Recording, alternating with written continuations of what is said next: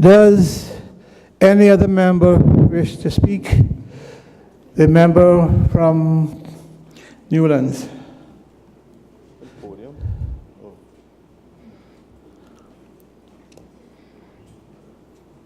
Sorry.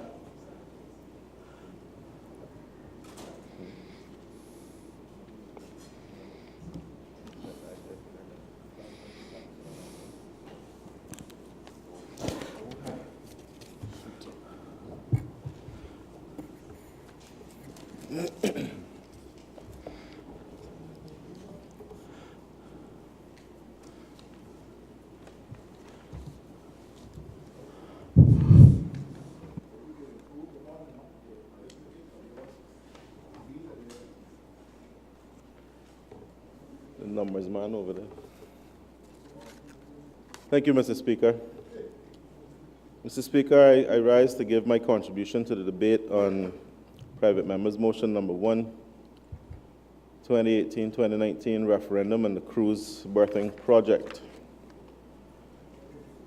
Mr. Speaker, before I begin my substantial debate, I just wanted to make my position on this project clear, because there was a time that I publicly stated that I was in support of building a cruise berthing. And my position really hasn't changed in the sense that I do support the notion of a cruise berthing facility. However, my position has always been that the project would demonstrate good value for money and that there would be minimum environmental impact. Mr. Speaker, why do we need a referendum on this subject? Mr. Speaker, as elected representatives in this country, each of us, the 19 of us, have been delegated responsibility to represent our people, and that responsibility has been delegated by the people who we represent. To have a referendum, Mr. Speaker, is therefore a process where us as elected representatives would be essentially giving back some of that delegated responsibility to the voters.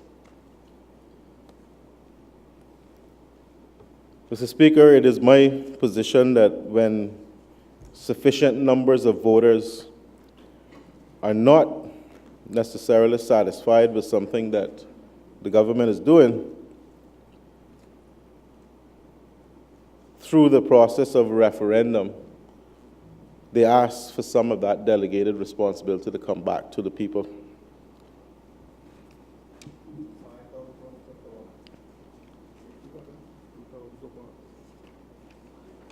Mr. Speaker, I understand quite clearly why governments may not be necessarily fond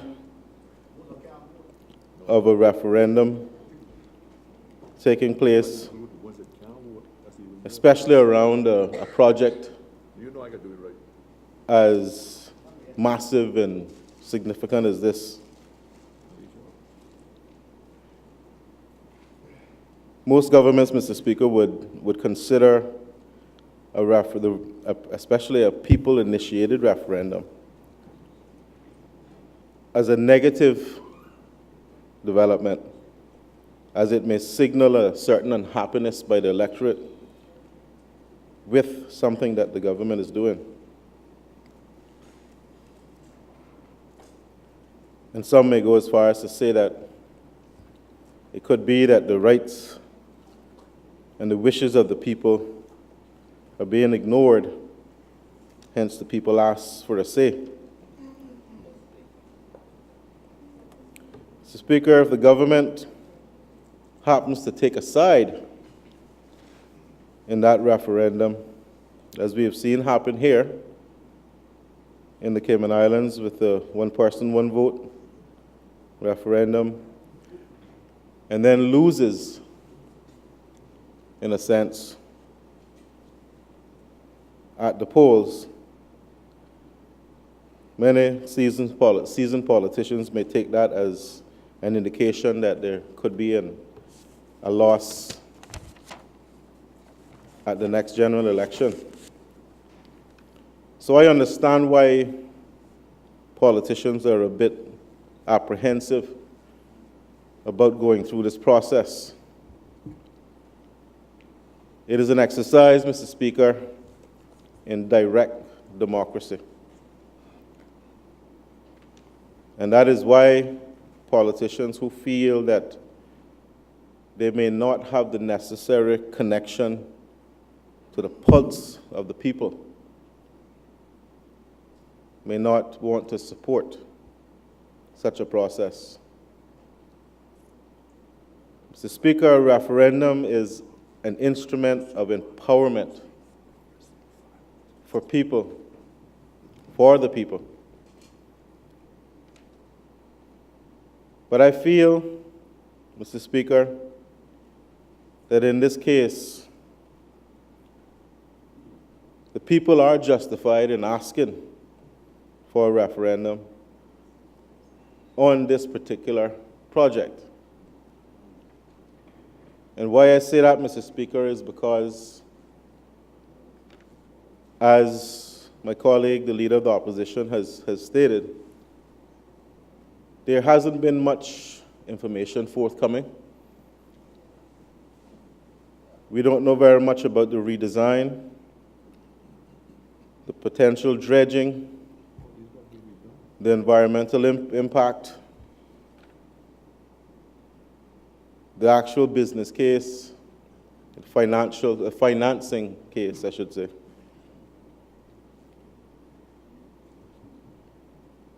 And now there's been some controversial items floating around in the public, Mr. Speaker, that have cast even more doubt on the process.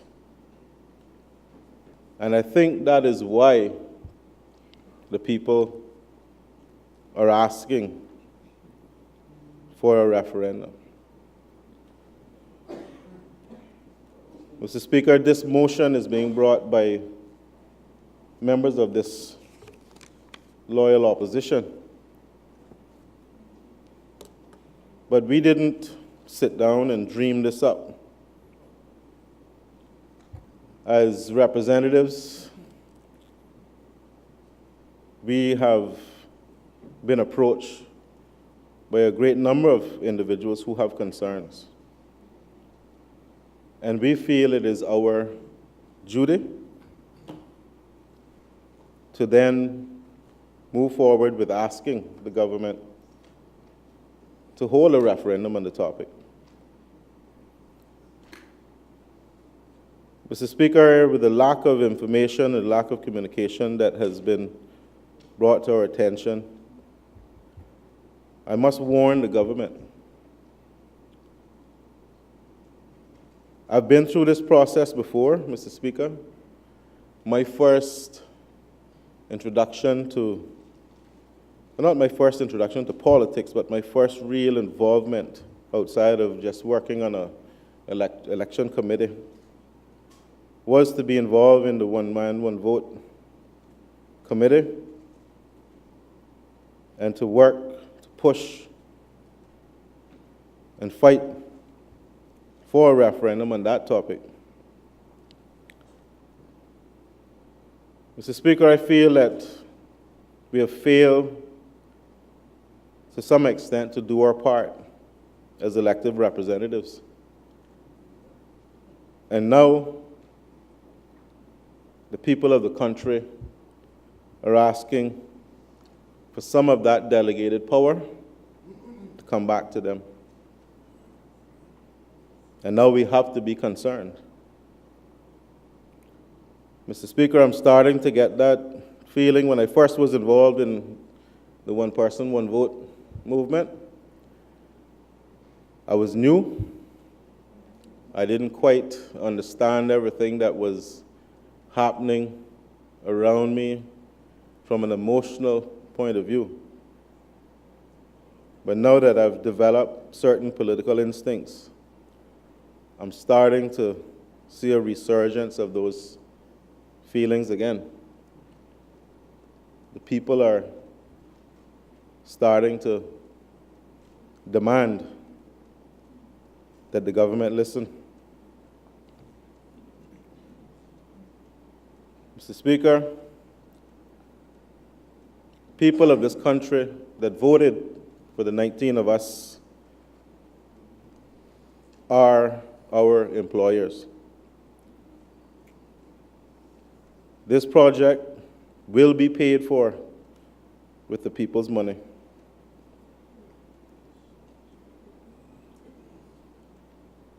Mr. Speaker,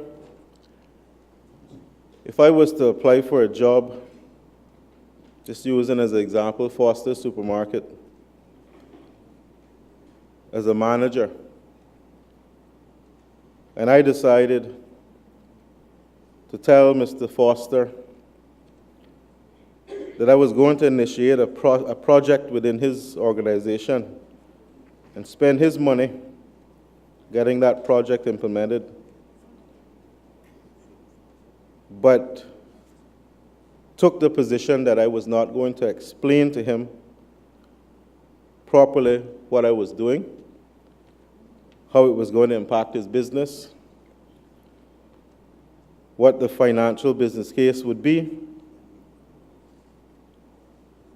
ultimately how it would affect his business. And when asked by my employer, I didn't provide the necessary information. Well, we know what would happen to me. I would no longer be employed to manage that business. Mr. Speaker, a referendum is a way for all sides, both sides of this argument, to be heard. And it makes the people of the country, the voting population, the arbiter, the final arbiter. So, Mr. Speaker, I listened to the Minister for Tourism, and while I can hear the passion in his voice, and I can tell how much he wants to move forward with this project, how much he wants to get it done, I can only say that the government only has themselves to blame.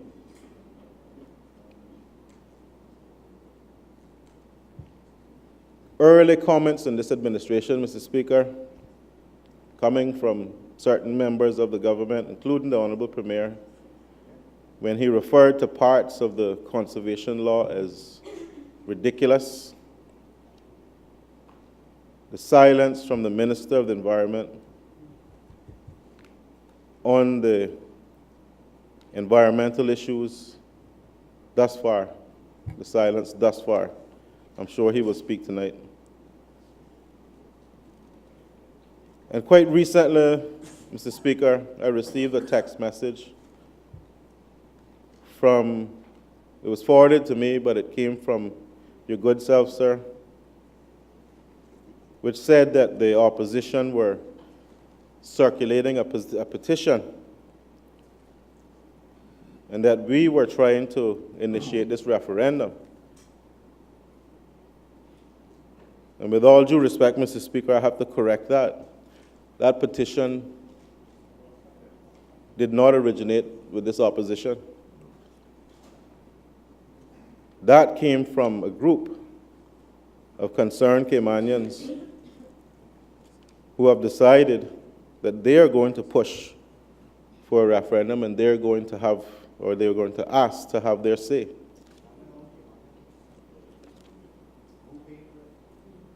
However, Mr. Speaker, the Minister of Tourism has indicated that this motion is not going to be accepted by the government. So I can only join with you now, sir, in saying that this opposition is going to join with that group to push for a people-initiated referendum.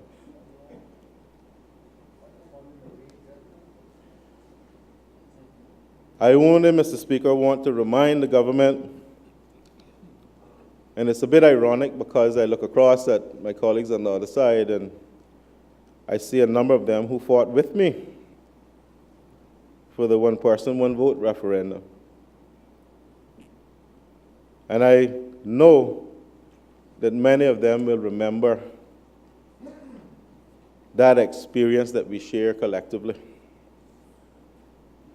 And I would like to remind them, Mr. Speaker, to look at where we are today.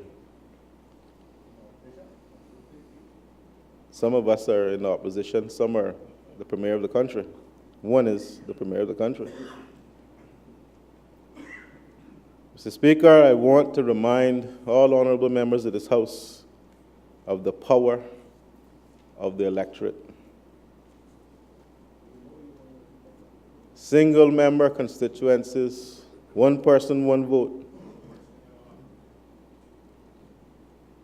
change this country. And it changed the government.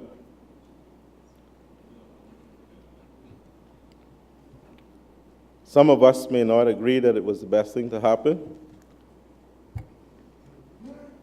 but I had my experiences, and I have my beliefs, and I believe it was a step forward for democracy in this country. But at the end of the day, the people had their say, and the people had their way.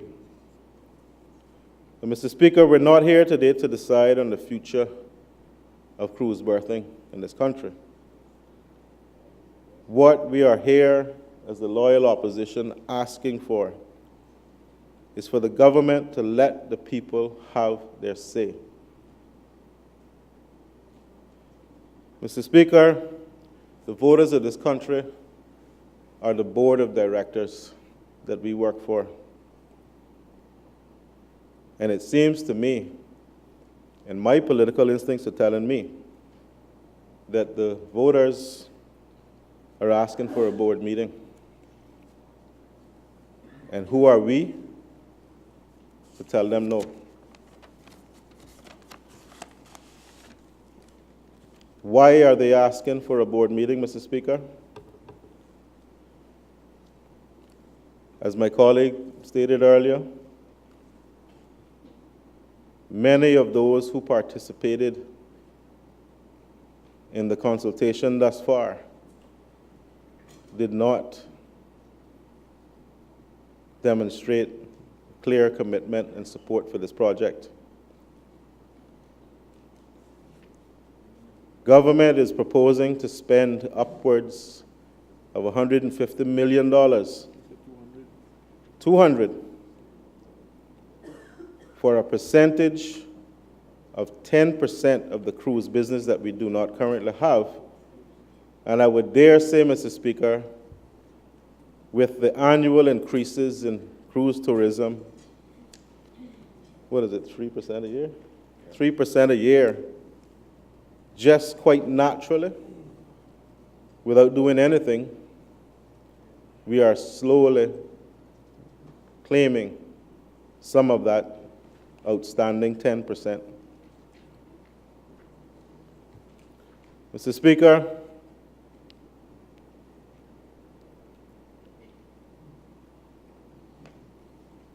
I heard some arguments recently about the possibility, the potential for ships overnighting. Not from the minister, but some of the proponents of the berthing facility are out there saying that. Mr. Speaker, these ships operate on a very tight schedule. Overnighting here means they arrive somewhere else later. These ships also have casinos on board that cannot open until they leave Cayman waters. Those casinos are quite lucrative to those ships. So I really don't think that there's going to be much incentive for those ships to overnight here. Mr. Speaker, the government has spoken about many very important projects that are ongoing.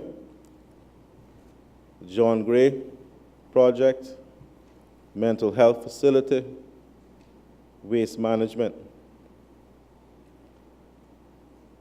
I don't quite see the logic in embarking on another very intensive, very expensive project at this point in time when we're hearing concerns that the airport project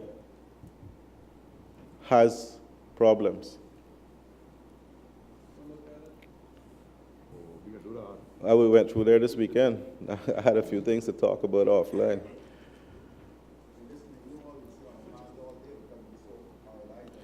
No, Mr. Speaker, we don't want to sit on our hands all day paralyzed. We want to do things right. We want to get it right, not for us now, but for future generations. And as I said, Mr. Speaker, I haven't said no to a cruise berthing facility. I've said that personally to the minister. But I have to do my part to make sure that we get it right. Mr. Speaker, the EIA identified a potential loss to the Georgetown economy of up to $22 million a year. 27. What are the plans to replace that revenue for those businesses? I know you could say more passengers means more business, but that can't be replaced if building the facility is going to take that away. Mr. Speaker, I think about the infrastructure.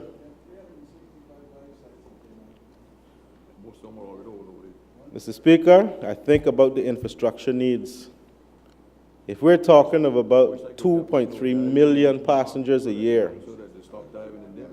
where are we going to be able to accommodate those extra passengers in Georgetown without embarking on another expensive infrastructure project to accommodate the extra bodies in Georgetown? Inevitably, we are going to have to do more infrastructure work. That cost, I don't see reflected anywhere. You can't just go from 1.8 million to 2.3 and not have to worry about the infrastructure, the strain on the infrastructure. There's going to be other costs. Mr. Speaker,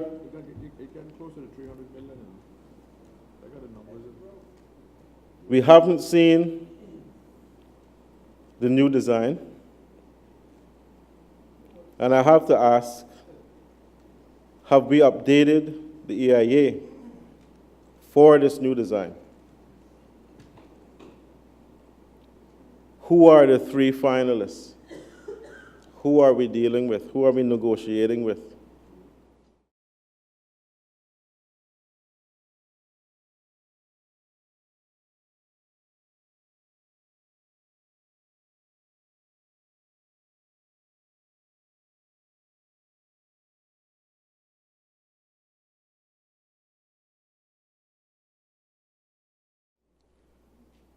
Mr. Speaker, this issue is starting to become a big issue.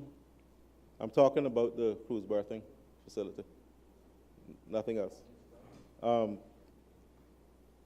Where I'm listening to talk shows, I'm hearing individuals from either side of the argument weighing in.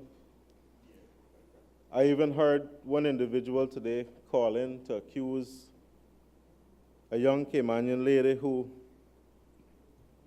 clearly is on the side in asking for the referendum, accusing her of not even being a Caymanian when she was born and raised here, and then went on to offer snorkel tours in Georgetown Harbor to show her and anyone who wanted the footprint for the new piers.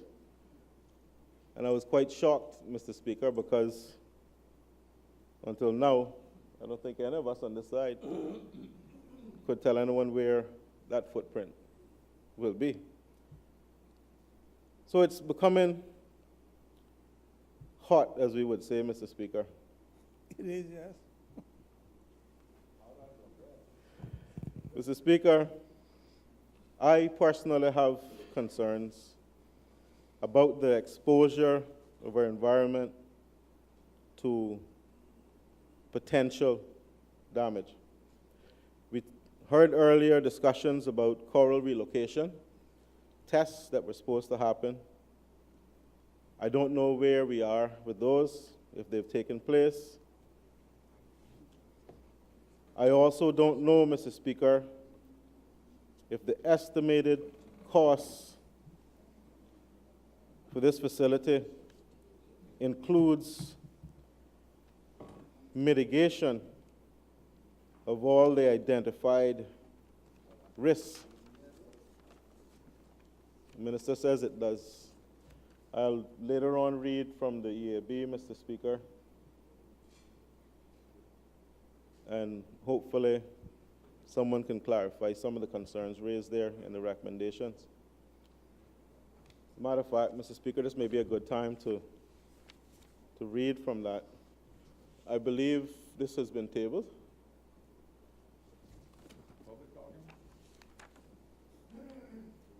Mr. Speaker, looking at the conclusions and recommendations, before, and I'm reading from the third bullet point. Before proceeding with the decision-making process, the EAB recommends that CIG makes a decision on the mitigation measures that will be implemented as part of this project, should it proceed. It is critical that costs for each agreed implementation measure are obtained in order to arrive at an overall cost for the project and to provide a clear indication of the impacts of the project with and without mitigation and any residual impacts. I thought you were getting up on a point of order. Next bullet point, Mr. Speaker, if the project advances, it must do so with the infrastructural support of the NRA's list of priority road network improvements and implementation of aspects of the Georgetown Revitalization Plan, which were shown to substantially mitigate key issues associated with the growth in traffic expected regardless of whether or not the cruise berthing facility is implemented. Mr. Speaker, those two items are cost related. The next bullet point, the impacts of dredging, reclamation, and disposal on water quality and clarity within GTH represents major impacts for the project.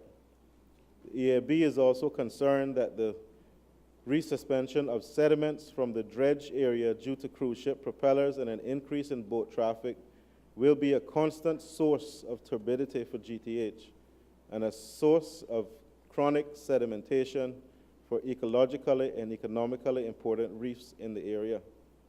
That's an environmental concern.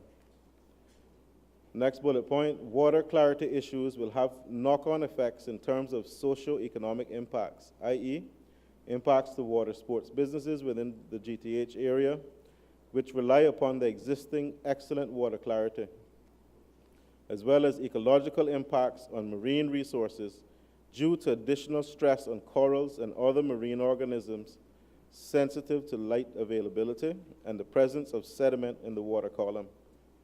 Environmental concern. Next bullet point.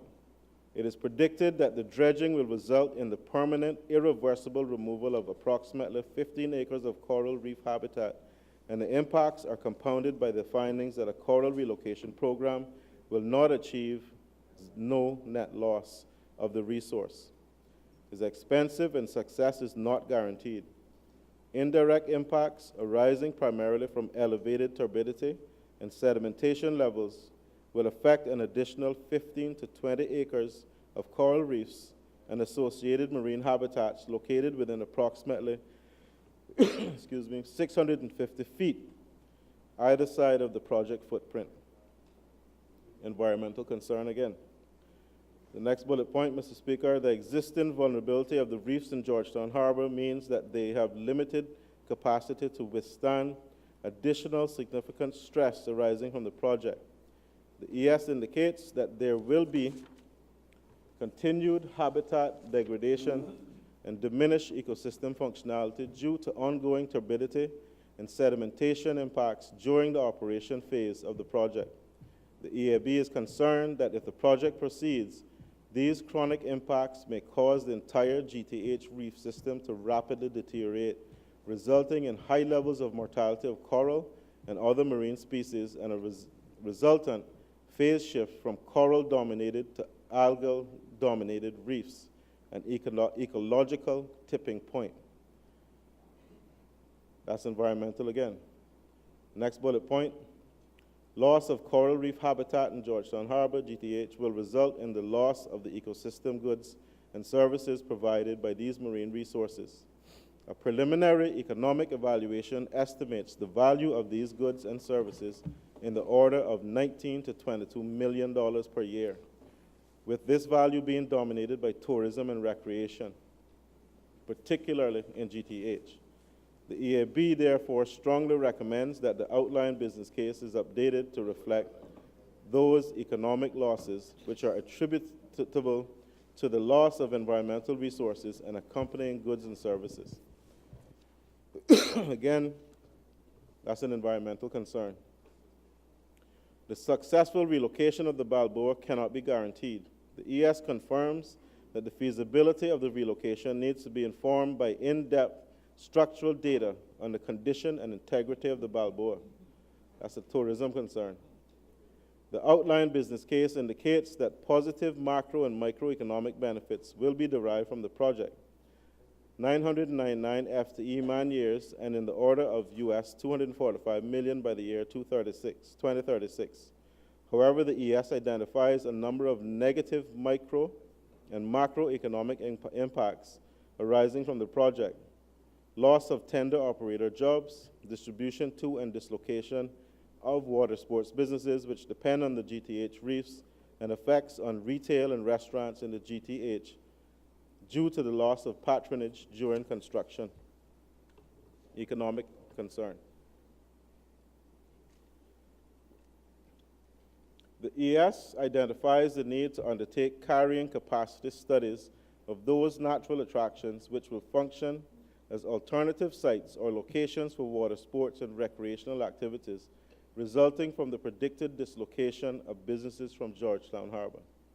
Dredging and construction from the proposed project will take place in close proximity to the point of disembarkation for cruise passengers. Given that the construction works will take up to 3 years to complete, the EAB believes that the potential negative economic effect of the visual amenity impacts of the construction activity on both cruise and stayover visitors should not be underestimated. Safety. The impacts from extreme weather events and climate change have been assessed in the EIA as being moderately negative, with no potential for mitigation. However, the ES chapter indicates that the project will not increase from storm surge in GTH or flooding along the shoreline or in Georgetown. The conflicting information requires clarification, as this has been highlighted by the public as an important area of concern. So, Mr. Speaker, reading from the government's own EAB, this is why I'm not 100% convinced that we have seriously considered the potential pitfalls of this project, many of them environmental.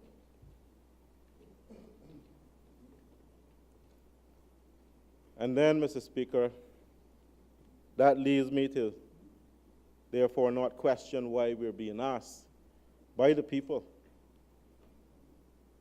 to conduct a referendum on this project. I really don't see the need, Mr. Speaker. Mr. Speaker.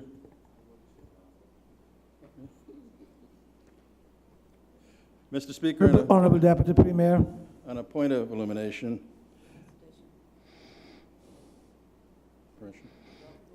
I just wanted to say to the member that I'm glad he read that out, because this has been part of the outline business case. If you look at how it flows, this, in the last paragraph, says it should be taken under consideration. Right. So all of that has been wrapped into it.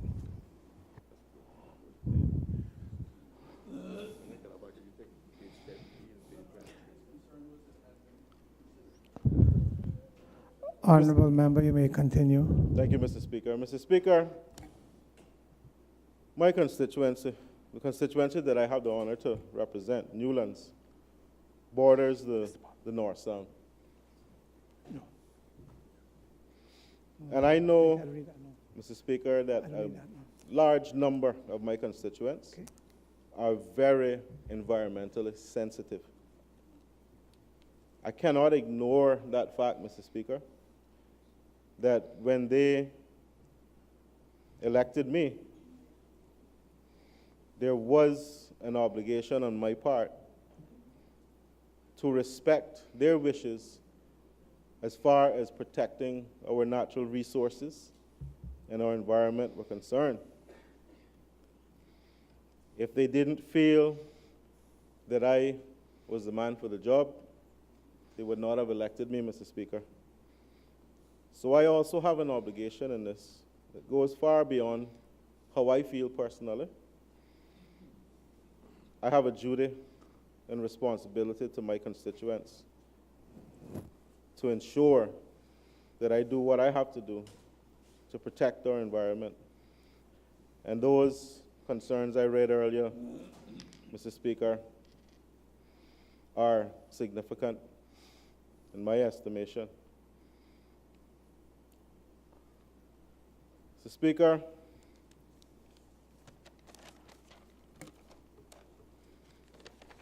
the leader of the opposition talked about participatory democracy and giving the people of this country the opportunity to speak and be heard.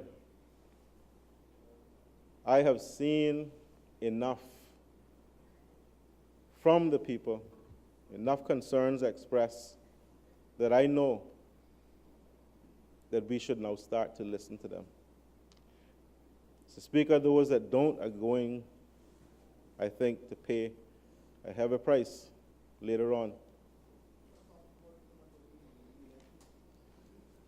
I'm not worried about being reelected. I'm worried about being a good... Mr. Speaker, I'm being interrupted. I don't know if you could maybe... My name is Moses now. I'll carry on, but you know, the opposition is expected to respect the other side. I think it should be reciprocal. You will have your turn. Mr. Speaker, the government wants the entire country to support this project. One way to go about achieving that is to give the people the referendum. We saw what happened with one person, one vote. The people spoke, we listened, and here we are today.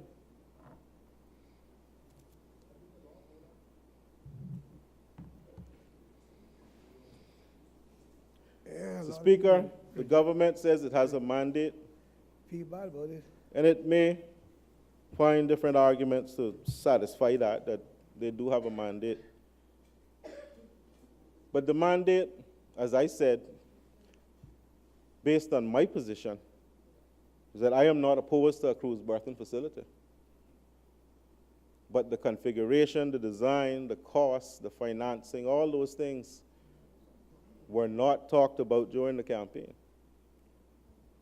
I promised the people in Newlands a number of things. I promised them that I would ensure that the district of Bordentown had sufficient hurricane shelters. But if I went out on a campaign to build 5 or 6 brand new shelters at a huge expense, I don't think they would be happy with me.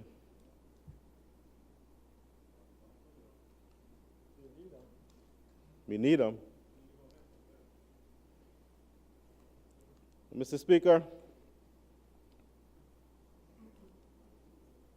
my colleague from Bordentown West made a very good suggestion, and it's something that I have talked about in this Honorable House, and others have talked about. But when looking at financing options for this project, why is it that we never looked to use pension funds? Not all of them, but a portion could be used to finance this project. If we're going to be indebted to some developer for a significant sum, why not let it be the people of the Cayman Islands? I'm pretty sure that the people of this country would appreciate their pensions being invested in a local project that the government feels so strongly is going to succeed. What better way to invest your people's pension funds? If we're going to owe anybody, let's owe the people of the Cayman Islands. Because you're going to make this kind of return. Especially with the returns that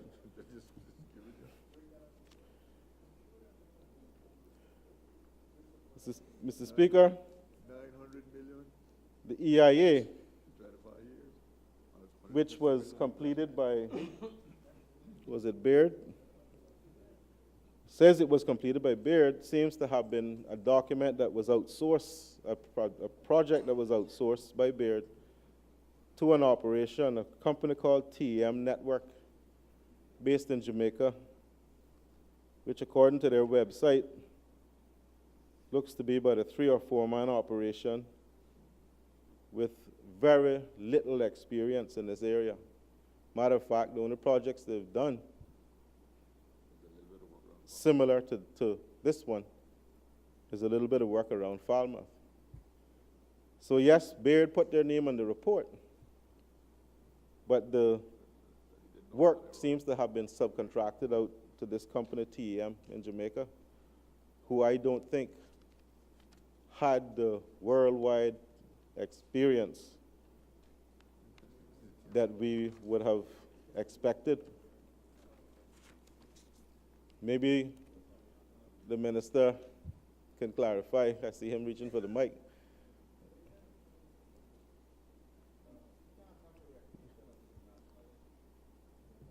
I can if they're outsourcing to someone who doesn't have the relevant qualifications and experience. Mr. Speaker, I'll continue. Various components of the EIA, Mr. Speaker, are undoubtedly going to have to be revisited.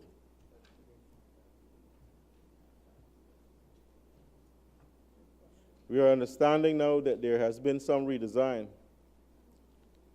and the National Conservation Council should, via the Environmental Assessment Board, be involved in agreeing the terms of reference for an updated EIA.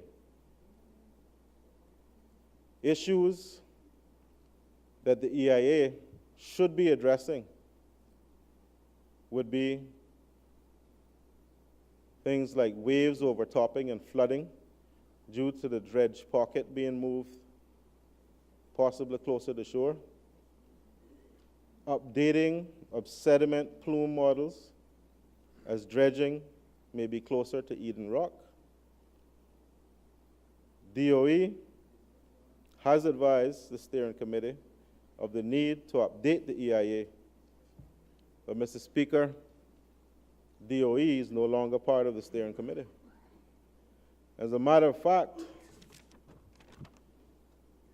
I held out hope that they would be replaced by some other entity who had the expertise to provide the necessary guidance and direction as far as environmental concerns are concerned, are involved. But I see the makeup of the steering committee is now the chief officer, CFO, of the ministry, acting port director, the deputy director, chief logistics officer, deputy director, CFO, director of public works, chief project manager, but I see nobody on there. No NCC, no DOE. Mr. Speaker, the DOE pointed out a number of significant concerns, and now they're gone. This is where you lost me. This is where I really got concerned, because I always said I would support this project if there was no threat to 7 Mile Beach or any of the marine environment, Georgetown Harbor. I know there will be some. You can't do it 100%.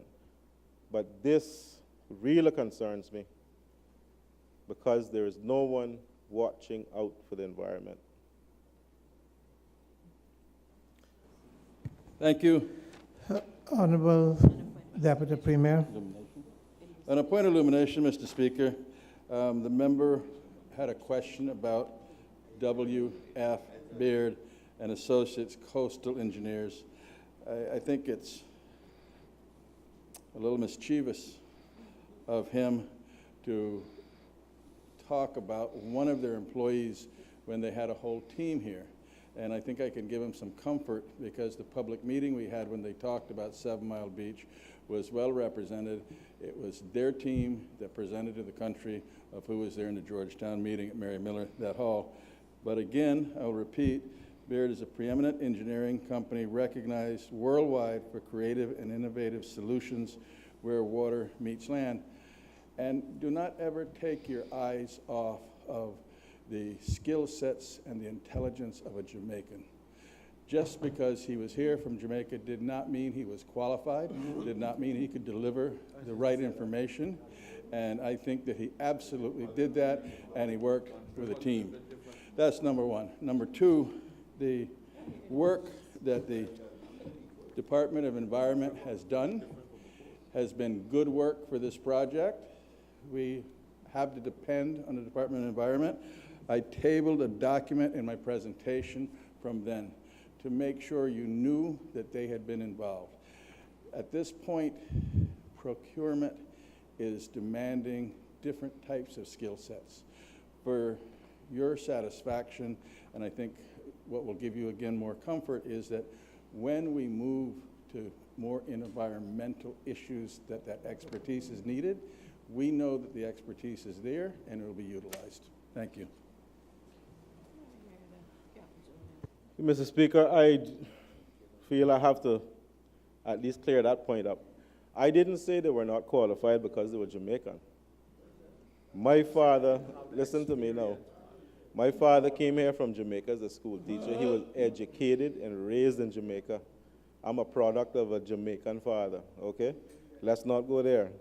However, their experience, they have never done a project of this magnitude, ever. And that is where I was going. Okay, when the Premier gets up, and he can correct me, but I'm going to continue. And no, please, no more elucidations or illuminations. I'm going to continue. Because anytime I do, I cuss Jamaicans. Mr. No, Speaker. Mr. Speaker, I'm not putting up with that. Mr. What are you not putting up with now? I'm cussing Jamaicans, and I'm a half Jamaican myself. I would suggest that you No, all this is leave the that same topic. Premier. No, this is the same I- Premier that when we were campaigning in 2013 told a crowd of people in Bordentown he had 1, 2, 3 Jamaican candidates. No. Don't Well, do that in here. He had 3 Jamaican. Let me hear this. He had 3 Jamaican candidates. That's what he told them. Me, Minister Archer, and Minister Hugh.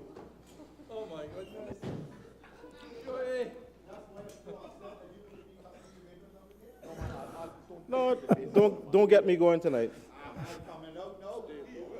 Stay about the boat. Yeah.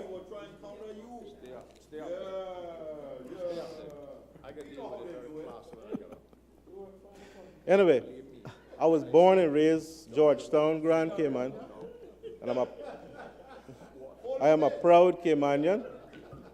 But please, let's not make fun of my heritage. It's not a joking matter. Thank you. Listen, Mr. Premier, when you get up, you can say what you want. I'm going to continue. Thank you. Mr. Speaker, continuing.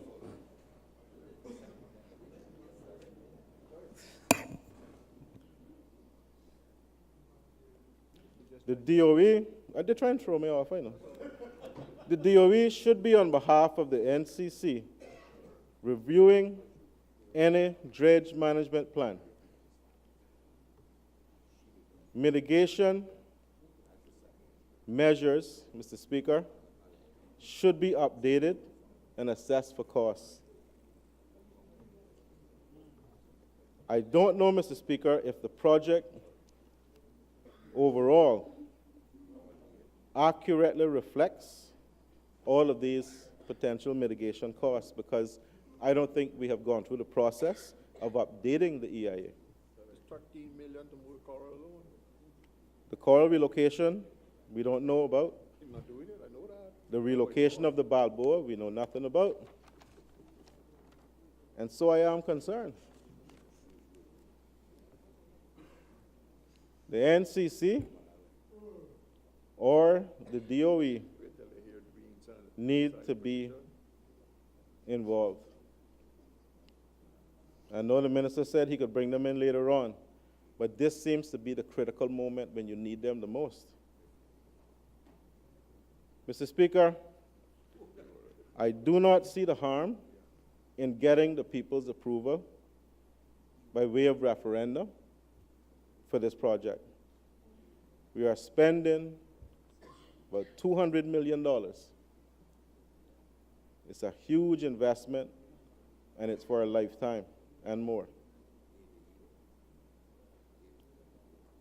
So I, Mr. Speaker, while I continue to support the idea of building a proper cruise facility, I want to see it done right. The people of this country want to see it done right. Until some time ago, I know the member for Prospect had concerns. If he has been convinced that this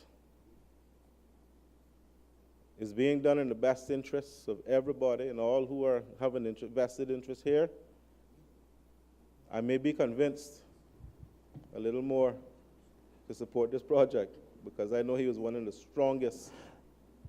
You're not objectors. anticipating where the member is supporting, are you? No, sir. I was talking about what he has said in the public arena, Mr. Speaker. The member has not spoken in this debate, and I think you should respect that. Well, I will want to say, Mr. Speaker, I am waiting to hear his contribution to this debate. So, Mr. Speaker, I know other members want to speak. I think I've made my point. I think the people have to have their say, because there are too many unanswered questions, too many concerns, and first and foremost, I am not convinced that the environmental concerns have been addressed. I don't think the majority of the public feel that they have been addressed, and I think we need to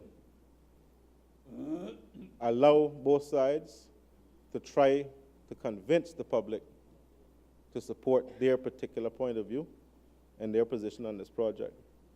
Mr. Speaker, I saw the magic of referendum when we went through the one-man, one-vote process. I saw the power of the people. And from going through that process, I learned to respect the power of the people and the will of the people, that board of directors that we answer to. And I will only end this by repeating my warning, Mr. Speaker. Listen to the people. Thank you. Honorable members,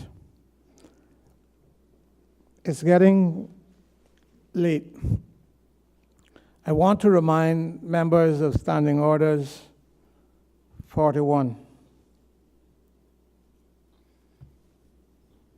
The presiding officer, after having called the attention of the House or of a committee to the conduct of a member who persists in irrelevance or tedious repetition, either of his own arguments or of the arguments used by other members, the presiding officer may direct the member to discontinue his speech and to resume his seat.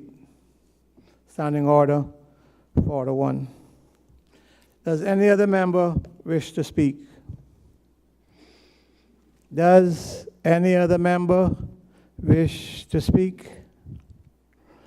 Does any other member wish to speak? I should say that was my... Alan, you The member from Georgetown Central. You got to beat me up tonight.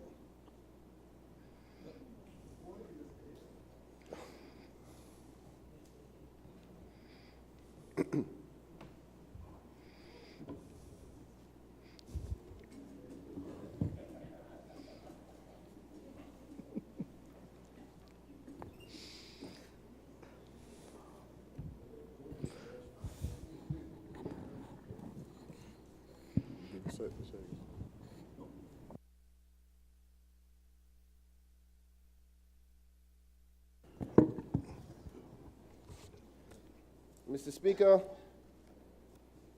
I rise to give my contributions in respect to the motion before this Honorable House in respect to a request of the government to hold a referendum on cruise berthing facilities in the Cayman Islands. Now, Mr. Speaker, I've been dealing with the difficulties of whether to support this motion or to not support this motion for a few weeks now.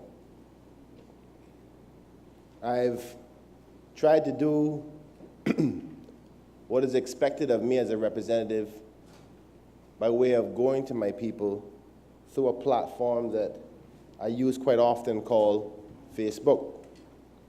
I find it rather useful because I can quickly inform my people my viewpoints, ask them questions, and they can respond in a speedy manner. A little easier than setting up a public meeting, and it's instantaneous. I've also discussed this matter on at least 2 to 3 occasions on public radio, which I attend on a weekly basis and twice a month on the government radio. I've also had the opportunity to speak to the minister in respect to the concerns as the momentum about the port and how close we're getting to a deal and the lack of information continue to grow. I was given the opportunity to speak to the minister for quite some time, and I really, really appreciated him for giving me that opportunity because I got to ask a lot of questions that were bothering me, as well as questions that I got feedback on from many of the people in the public. Much of what I've heard tonight has been repeated. Mr. Speaker, I also had the opportunity to speak to the official opposition and its leader, or should I just say the official opposition's leader. I didn't have a chance to meet with them in their caucus, but I suspect that the leader speaks on behalf of the other members. So, and Mr. Speaker, I also had the opportunity to speak to many people who were against the port for various different reasons, whether economic, environmental, or political. And Mr. Speaker, I also had the opportunity to speak to many business owners who were concerned about the fear of what a referendum could possibly do to stalling this national project and the negative effects it could cause.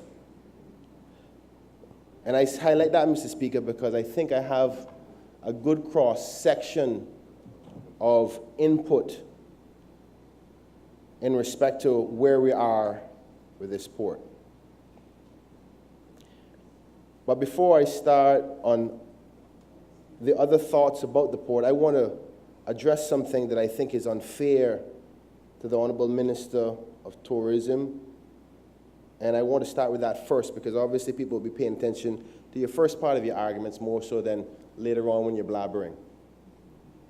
But I think it's unfair that the minister and his family have to constantly be exposed to this narrative that that minister is doing this port because his last name is as such Colonel.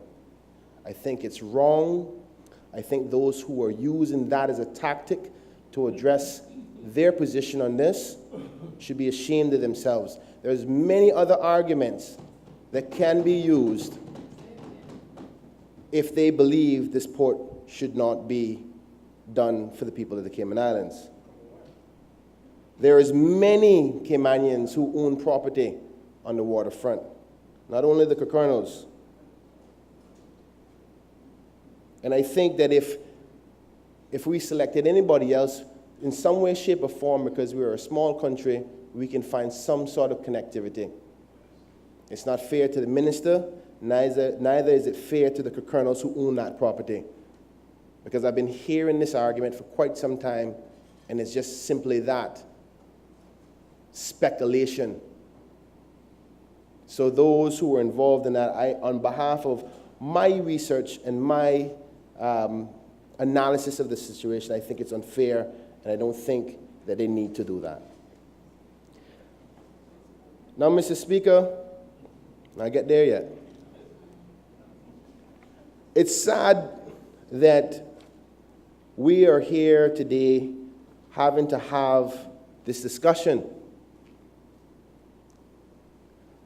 It's sad that the opposition leader, after speaking to his members and members in the community, felt compelled to come here and ask the government for a referendum. Mr. Speaker, the government, by way of the minister, is 100% correct.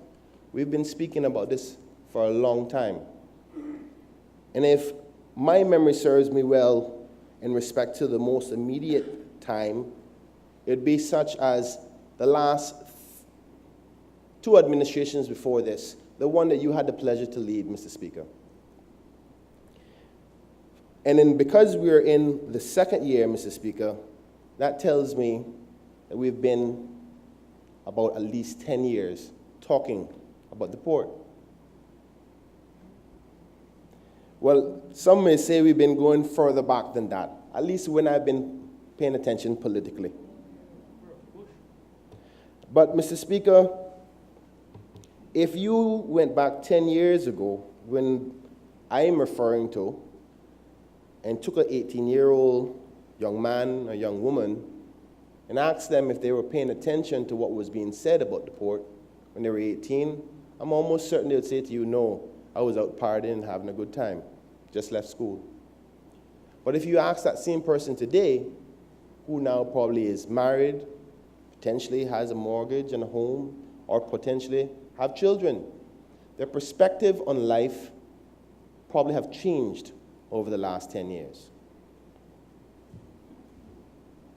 And the reason why I highlight that, Mr. Speaker, is because, and it's something I know that the minister is aware of my position on, is that they're relying on data that has been said in the past. And I must say, and he proved it today, Mr. Speaker, by way of outlining exactly what has been done by way of public media over the last from 2013 till now. But, Mr. Speaker, because of the complexities of what it takes to do a project of this magnitude, and because the average person doesn't have the time to break apart all of this complexity, and sometimes people misinformation. Maybe they wasn't paying attention to the information when certain parts of the information was released. And maybe because sometimes the government's way of informing the people may not be of modern times, is why they're having this difficulty today as people are saying we need to be informed. Mr. Speaker, I like to think that I'm still reasonably young, even though I'm seeing a few sprouts of gray hairs coming up. And then people in the supermarket starting to call me, sir, too often. But, Mr. Speaker, I feel that I am quite connected to the way of media platforms in today's modern world. And, Mr. Speaker, I think the reason why the government finds himself in this position is not necessarily because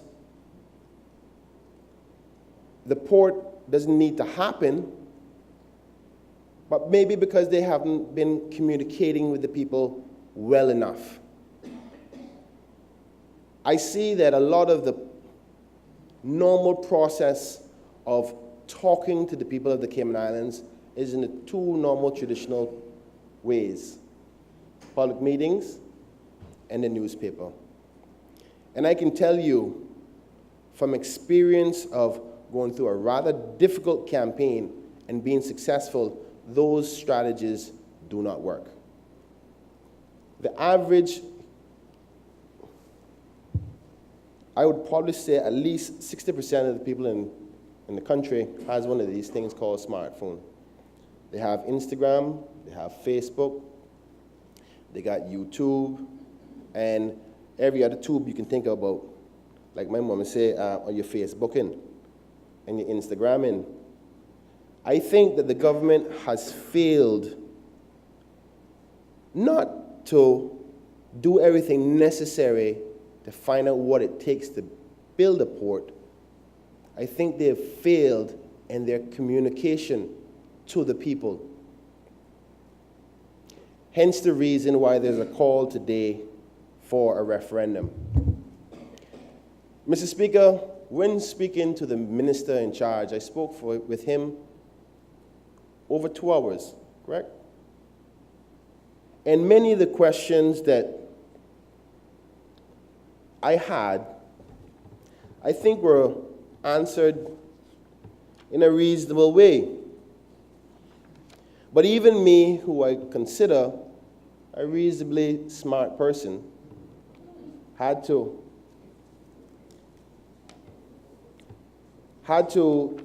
take my time and break apart the complexities of the information to make sure that I was comforted with the facts that he presented to me, whether I trusted them, whether I thought they came from a biased place. You see, Mr. Speaker, any information that comes from the government, the average person, just from a political perspective, is going to be biased in receiving that information, because it's not like the government is going to give us anything bad about what they are doing. So it is on us to make sure we take it with a pinch of salt and try to do our investigations as much as we can. But, Mr. Speaker, the complexities of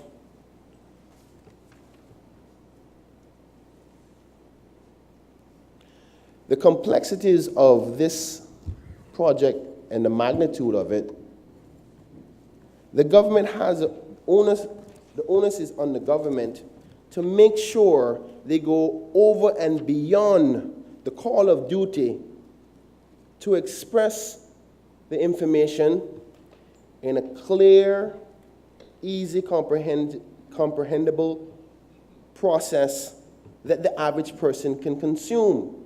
And that means thinking outside the box. Simple newspaper ads to say something as simple as, oh, we are going to move from 4 hours to 8 hours in a newspaper, and this is why we should build a port, is not enough. You have to back that up with legitimate information. I hate to say it, Mr. Speaker, I was almost convinced up till about 2 hours ago before a great colleague of mine actually showed me some data that rather contrary to that ad. And I think that will eventually be addressed. I wouldn't want to take the shine off of that from anybody. But, Mr. Speaker, what the referendum is trying to call for is not, and I agree wholeheartedly with what the members have said about, at least I would like to believe that they're not trying to stop the dock, but use the referendum as a way to force the government to get into a debate with everybody else who thinks they have concerns about it. Because if there is a referendum called, the automatic reaction would be for the government to go out and start to inform the people in every capacity, just like a campaign, to say, this is why I think you should support the dock. That's right. You're right. In the campaign, I had to do everything I possibly could to convince the people that I was the right person for this job. Public meetings, social media, radio ads, TV, jumping up and down, calling people in the middle of the night, calling their mother, calling their father, posters, flyers, everything to convince a person that I was the right person for the job. And if they're so convinced, they would go. And Mr. Speaker, this is no different. This is no, now you may disagree, Mr. Speaker, and you'll have your right to disagree, but I have a right to have my opinion. I believe that this is no different because of the magnitude of this project. If I am correct in my understanding, this would probably be, if not the biggest capital project, one of the biggest capital projects that the Cayman Islands will be embarking on. So, people have the right to say or feel that I want to make sure that we do this right, because if we do it wrong, we all know there could be some serious implications. Mr. Speaker, you know one of the things that is bothering me the most throughout all of this? Nobody has yet said, and I guess we only had one speaker from the government side, and hopefully one of the members will get up after I speak and clarify it. But one of the first things that I think that should have been said in respect to a call for a referendum is what the cost of the referendum is to comparison to allowing the people to have the right to have their say. Because the deputy opposition leader was 100% correct to say that we are giving the democratic process and the power right back in the hands of the people that we borrowed for 4 years. When somebody requests to have a say in a decision, it is a very, very difficult call to say, I don't want to give you your choice. They gave us that honor. And if a group of people, and I know that the Premier may disagree with this because I heard him say that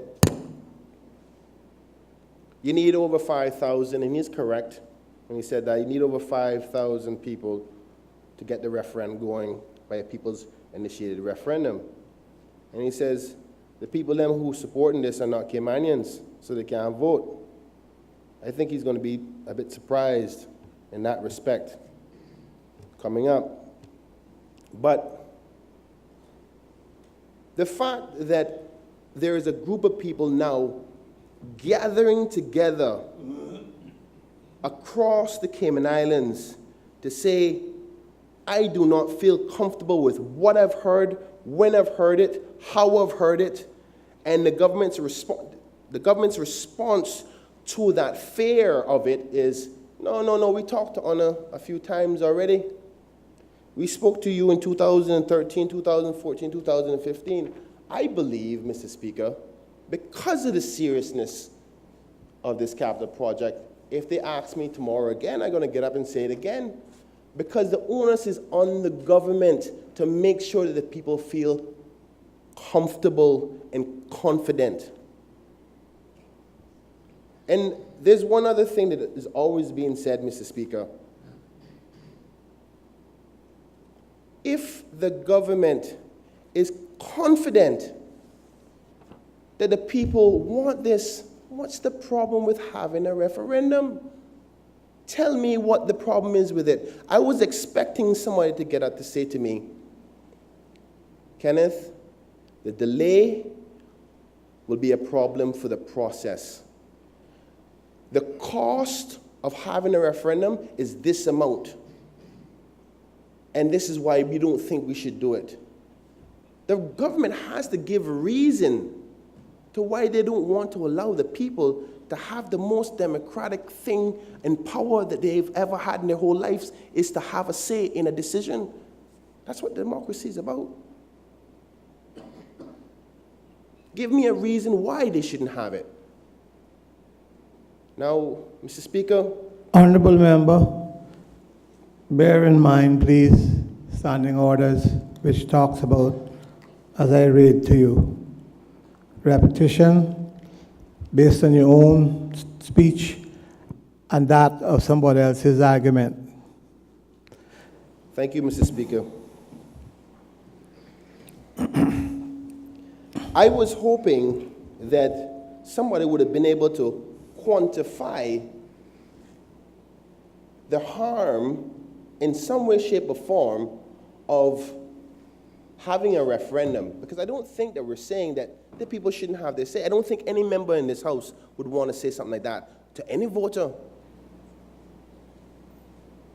So where is it's going to cost us $10 million to do a referendum, so that's why we don't think it's worthy to do it, even though I know that's an unrealistic number. But give me it's going to take 2 years, or it's going to delay the process another year and a half, and that will hurt us some way through the cruise industry element, or the cruise industry has said to us, if you don't get it done by this time, we're not coming back. Tell me something that will cause me to say, okay, then I'm not going to support the referendum. Because I myself, Mr. Speaker, had to go through the decision on behalf of the people of Georgetown Central as to say to them whether I'm going to support something that was initiated by the leader of the opposition, which was sparked by other people to him. And Mr. Speaker, I honestly cannot say that I've heard the reason as to why they won't be willing to do the referendum. We can do a stop referendum within 3 months.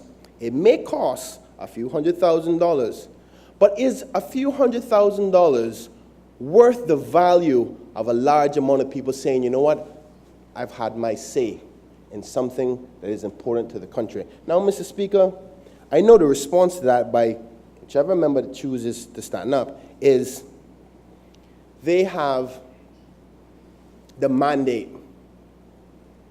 And for a while, I thought about that, and I said, you know what, that's true. Because the member was correct in saying, that being the minister, was correct in saying that the progressives campaigned on a port. The CDP campaigned on a port. Some of the other members talked about through political meetings that they would support the port with conditions. I myself, Mr. Speaker, I remember the debate. I think the debate was with the Chamber of Commerce, where the question was put to me, and I said, yes, I support cruise berthing facility with conditions. So I don't think anybody in here don't want to see the cruise industry progress.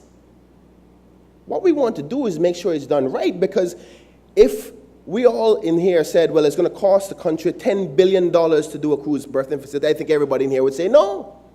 So it's not a question about whether we want it. It's how do we do it?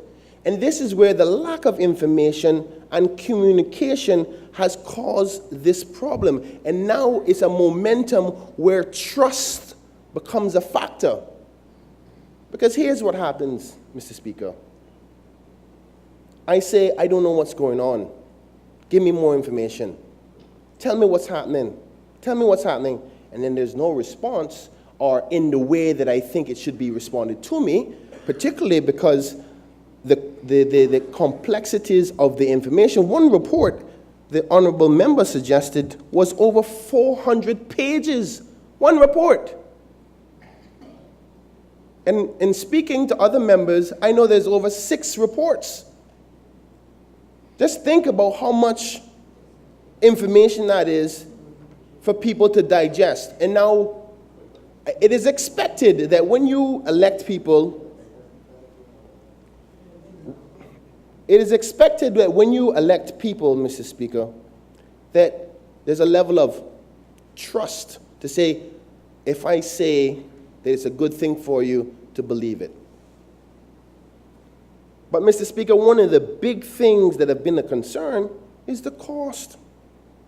And sadly, the history within the Cayman Islands politically is not a good one in respect to spending on capital projects.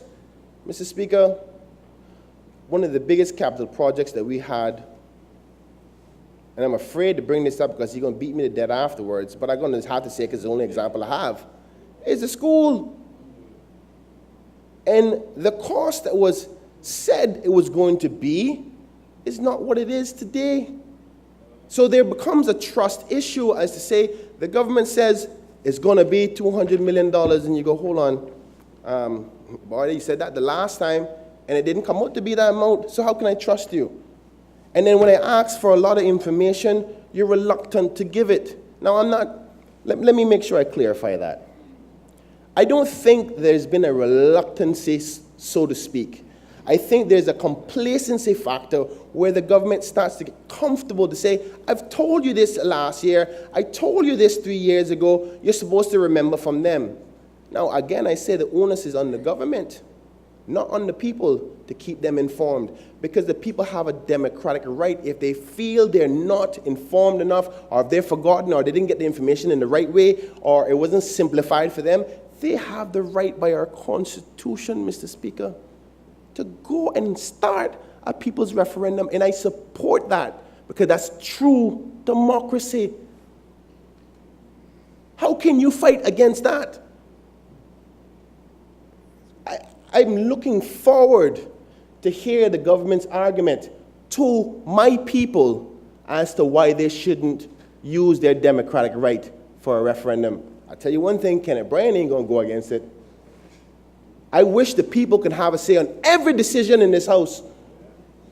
Everyone. That's true democracy, Mr. Speaker. It is just convenient that we make the decisions on them from a timely perspective, and they entrust us for 4 years. But if the people get concerned and say, well, boy, this is kind of big, and this can be some serious stuff if it goes wrong, let me have my say. Hey, well, what's wrong with that? And how long does a referendum take? I've still, let me go back, step back a little bit, Mr. Speaker. I am not suggesting that the minister in any way, because it's a man I respect, the Honorable Moses Colonel.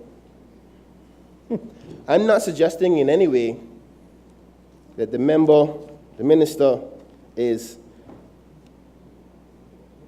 maliciously trying to avoid the people for some wrongdoing. I do not believe for 1 second any of that is happening.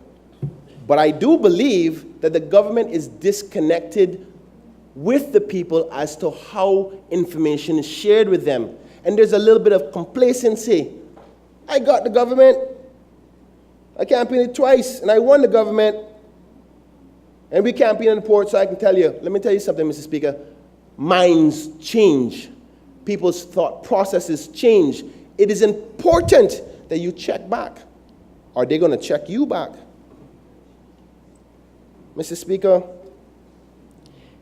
it is very important to me, this port, particularly for the people of Georgetown Central.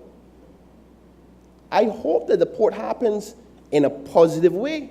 I look forward to the voters of Georgetown Central getting an opportunity to work, because many of them can't get work.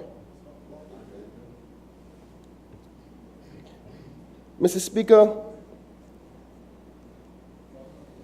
Yeah, some people want. a lot of people in Georgetown Central still own land in that area. So if a project redevelopment happens, a port cruise facility redevelopment happens, I think it could spark some good things, some better things than what's there now in respect to Georgetown Central. And the people who own property down there can have better value in the event of using it for collateral or if they want to sell. So I look forward to it from that standpoint, because it can help my people in one way. But I am not only obligated to the people of Georgetown Central, Mr. Speaker, and neither is any one of us. We have to think community, we have to think local, we have to look national, and we have to look global. That's a responsibility to all of us. Because something may be good only for the people of Georgetown Central, but it can hurt everybody else in Cayman Islands. And I have to make that choice, so I have to see all elements of it. Not only just to get them work or to bring up the value of their land, I have to examine all elements. And that's me being true to the process and responsibilities I have as an elected member of this House. Mr. Speaker, some of the other things I didn't hear, which gives me even more reason to support the referendum, because a referendum would spark dialogue and force the government to compete with facts and information so everybody can hear it, is the concern about how are we actually going to happen, how is it going to actually happen when it's agreed on. What I mean by that is, if you're doing over a port, where are these people are going to come through while the port is being redeveloped? And what is it going to happen? How is the traffic element going to affect my constituency and the business owners in Georgetown Central? I personally believe, Mr. Speaker, from an environmental perspective, though I am concerned that the director of DOE is no longer there, and that says a lot. I must say, from a perception standpoint, that says a lot. But I genuinely believe that the government has done as much as it possibly can from an environmental perspective, but still have a dock. So I'm not as pressured from an environmental perspective, based on the little information that I have about the design of the port. Because I still don't have one of the designs that I can have in my hand to say it looks like this. But the question about only the environment is only one part. There's people who have concerns about what we're turning our tourism product into.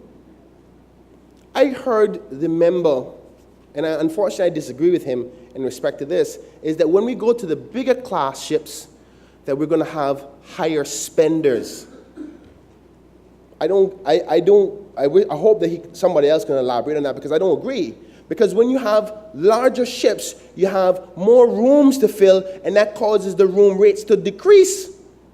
That means the value of the customers that are going on there don't have the same disposable income as it once was many decades ago. The cruise industry, up to 20 years ago, used to be for exclusives. Persons who had good wealth. People who would pay $800, $900 a night to be on a cruise. Now, you can get a cruise, particularly, and I believe it's going to get worse once we get to those bigger ships.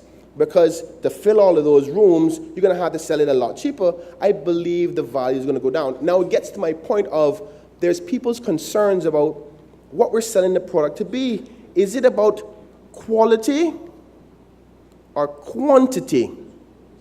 Which is an important factor to be discussed, because, Mr. Speaker, our landmass is so small. There's a reason why we don't do all-inclusives in the Cayman Islands.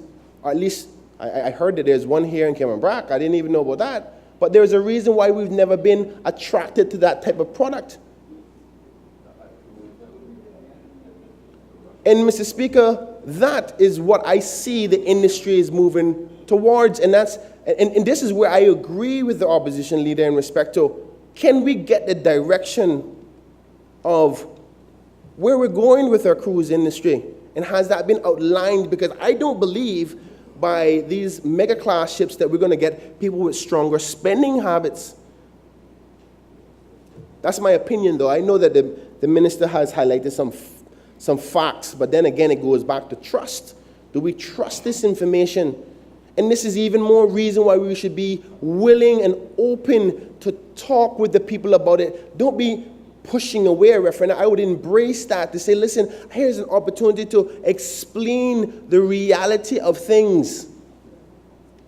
Regardless if you've done it 50,000 times. This momentum didn't start on its own. Now, I agree that there's some people who started because they have a vested interest in the failure of this. I know that. I agree. But, Mr. Speaker, those persons, because the government has not been as proactive on information, are going to be able to actually convince people who probably wouldn't normally agree with them, because they're out there pushing the program to say it's bad, it's bad, it's bad, it's bad. The fact that they're only reacting now, I personally think is an indictment, Mr. Speaker. And I don't think it's an intended one. I think it is just getting complacent. Mr. Member, Yes, sir. I must ask you to look at your debate much more carefully, because you are traversing the same ground. You're doing perhaps one of the things that is not most allowed. You're saying one thing and then you come back and saying it in other words. And therefore, that's where I think you're going awry of the standing orders that I mentioned. Sorry, Mr. Speaker. I'll take what you've said into consideration and try my best to alter my presentation better, as I'm a learning young man here, and with your guidance, I know I'll continue to get better. On asked me helping, and I did that. No one is still. I'm not being them. Mommy, pop your head up. Mr. Speaker, I guess it seems as if that my discussions You go on, son. You don't know. My discussions are seeming to bother some people in this house. That's all right if you But the stop. people of Georgetown Central sent me here to do a job, and I will not be deterred from doing that job no matter who says what, until the people of Georgetown Central say different. Don't. Now, Mr. Member, I am not challenging your right of anyone to send you here. I am challenging your right by the standing orders that you are being repetitious and you are utilizing your time by saying the same thing over and over using different words. And I am saying that there's no need for that. The standing order is saying so. And I see the member from East End motioning to me. I hope he's motioning to you and telling you the right things.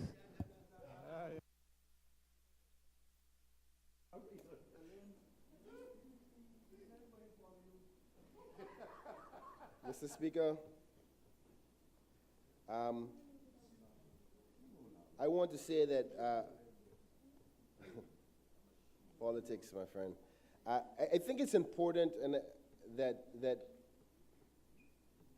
all members have the right to give their say in respect to this, because we know that a lot of members have said in the past they didn't support it or they supported it. I think this is a good opportunity for the government to give way to the members to vote their conscience in respect to this. I don't know if it's something the government would consider, but it should be something they should allow, because it's a very important topic. And Mr. Speaker, I'll clearly state this. If everything the Honorable Minister has said to me is factual, and I think there's some more information that he will be releasing in the future that make things a little bit more clear that he probably couldn't say on the floor of the House today. If those things are what they say they are, and they can publicly state and hold commitments to numbers and figures and direction and plans, I personally think the people of the country should embrace the port. But the motion at hand, Mr. Speaker, is about giving the people their say. That's what this motion is about, not about whether we should do the dock or not. I don't think any member of this House should ever vote against a motion that gives the people their choice. Mr. Speaker, I think that it's important that I list off the questions that were given to me from the public, so that those persons who are listening via the television and the radio would have had the opportunity to hear the minister, and also have the opportunity to hear anybody else who's coming on afterwards from the government side, because I think we already know what the position is of the opposition. But contrast some of the questions that I got from the people in the community across the island, and compare that to the answers that have been given or the answers that will be given, to feel some level of comfort. Because as the government has indicated, they don't intend to support this motion. So I don't know, Mr. Speaker, if there will ever be a referendum on the port. I don't know if the people who are initiating a people's referendum will ever get that magical figure, like the Premier said, of over 5,000. So I want to make sure that I list some of the questions that are of concern so that people can hear it, maybe if they didn't hear it or thought about it before, because there's some questions I didn't even realize was a concern until somebody else brought it up. And compare that to what has been said. So let me give the opportunity, and the minister had the opportunity to hear these when I spoke with him. And I know that they've been addressed, but just in case somebody has missed. Can you give or explain the cost-benefit analysis for the development? I think he answered that. What is the amount of money spent on average by each cruise passenger on the island? I think that was answered.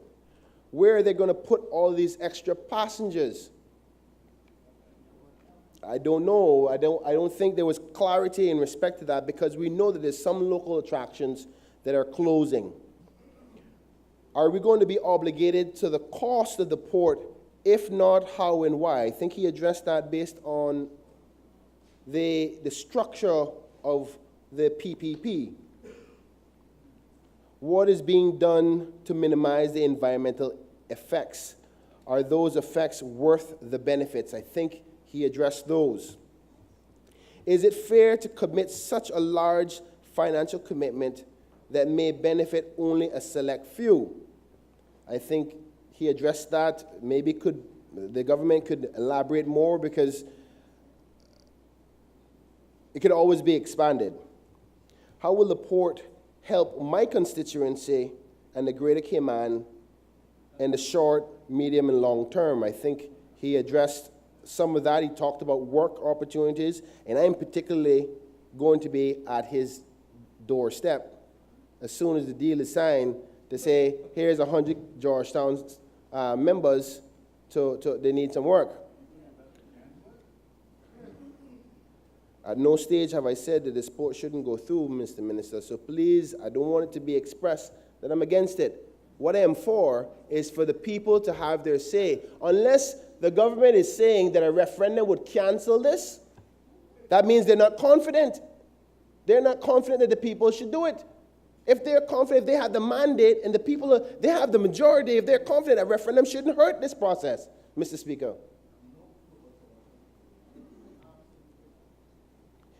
As I said before, what is the effect of the cruise increase on traffic downtown?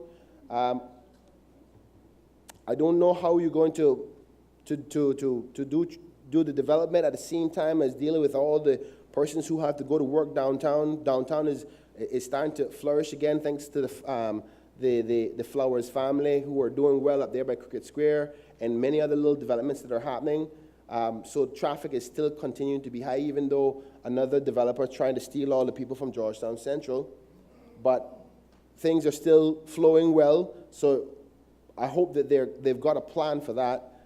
What is the government doing to have tourist beach access for the increased numbers of passengers, considering much of the current locations are closed? I said that before, Royal Palms, Calico Jacks.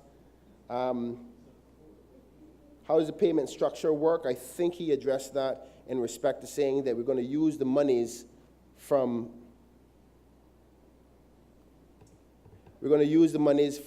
the passenger per head cost. Another question that has been out there is, why can't the dock be built somewhere else? How do you deal with the cruise passengers development while the development is in process? I repeated that already. I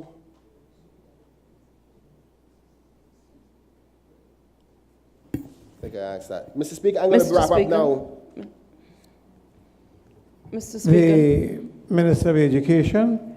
Mr. Are you Speaker. giving away, Honorable Minister of Education? Thank you, Mr. Speaker, but it was more on a procedural point.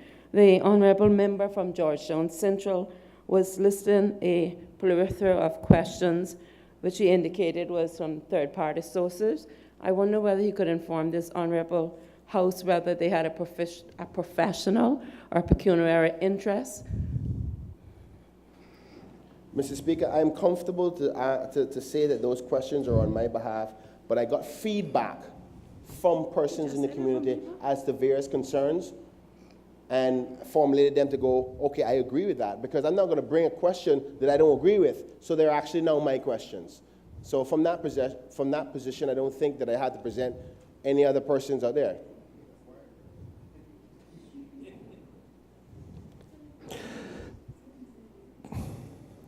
Mr. Speaker, the honourable member didn't seem to hear what I said. I said that the questions that I present are presented on my behalf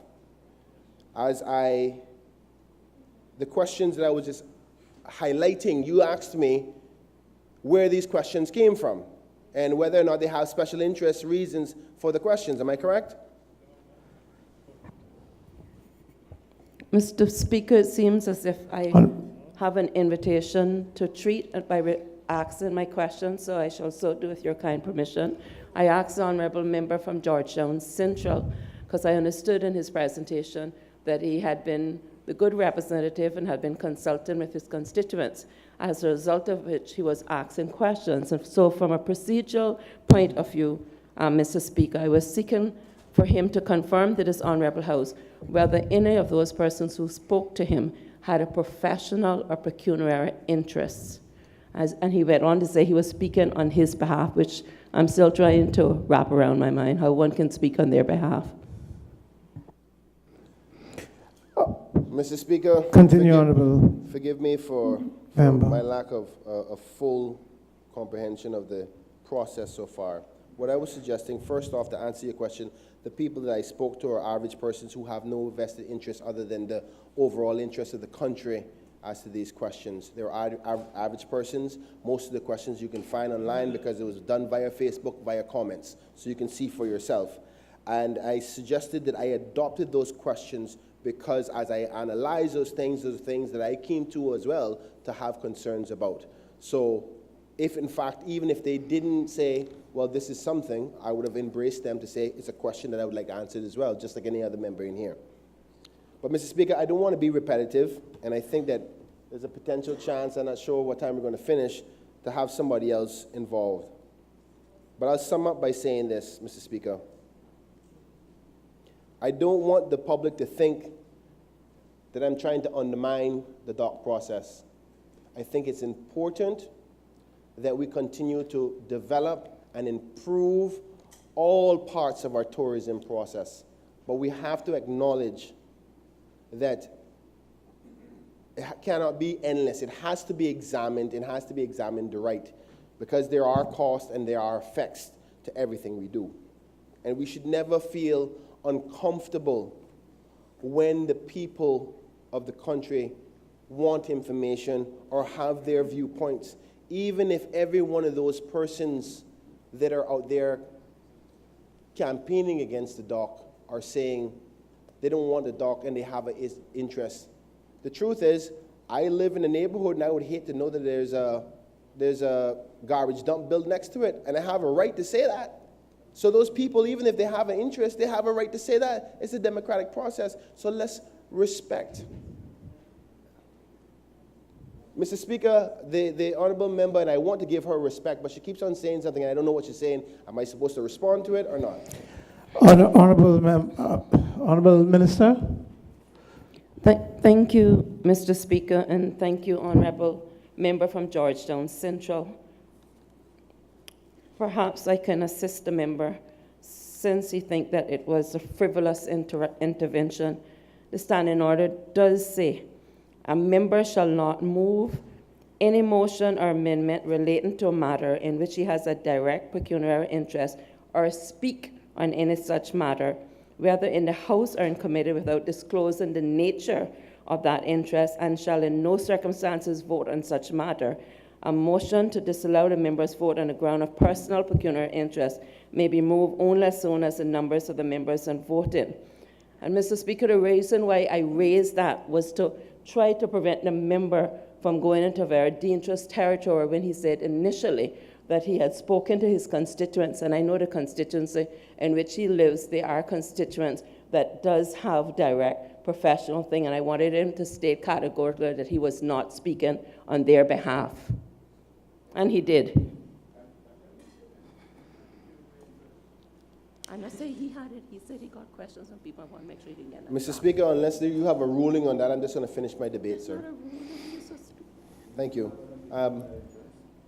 In closing, I don't want the public, neither this honorable House, to think that I am against the port. I think it's important that we continue to improve all of our tourism.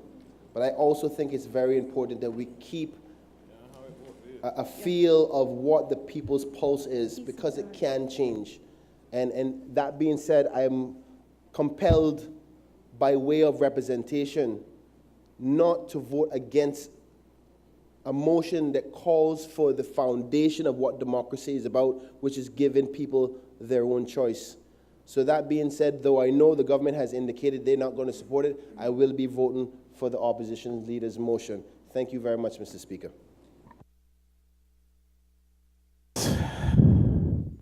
Does any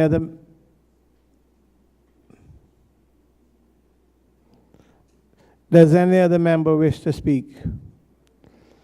Does any other member wish to speak? Last call. Does any other member wish to speak? The member from Prospect.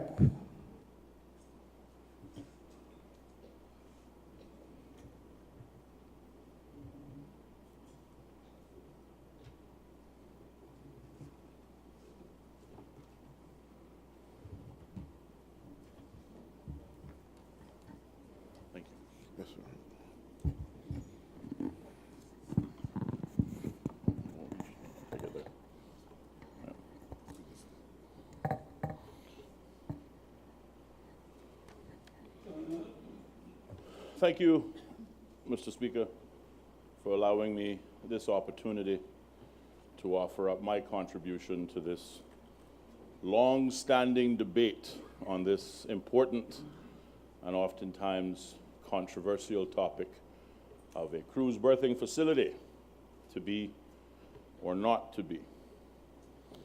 I know that certainly I want to apologize to the members for the lateness of the hour, and also to the members of the gallery for how long we've been here. I know there's a standard practice, Mr. Speaker, of waiting out members so as to ensure that those movers of the motion get to address all of the points, or the salient points, in the discussion. But what I would say is this, that whether I was first or last, the contributions that I'm about to make will remain the same. I also want to thank the honorable member from Newlands and for his encouragement in our last meeting in June, where he encouraged me to follow the parliamentary procedure of not reading my speech or contribution, but doing so in the form of a conversation. I thank him for that encouragement because I thought it was good advice, and I certainly will try to achieve that advice. I will say, though, for the record, that like every other member who's spoken on this subject, I too have notes. And as I said before in June, the reason I have notes is so that I don't get lost. Quite right, sir. But also because this matter is a comprehensive one and a complex one. And as a result of that, there's a great deal of information, as we've heard on this debate so far. Certainly, it can be said that I have been at the forefront of this particular topic for a very, very long time. And frankly, I find it somewhat interesting, Mr. Speaker, to watch and to listen to the debates and the comments surrounding this issue, both from members within this honorable House, as well as those in the public domain, where some people would have us believe that we are having this conversation for the first time.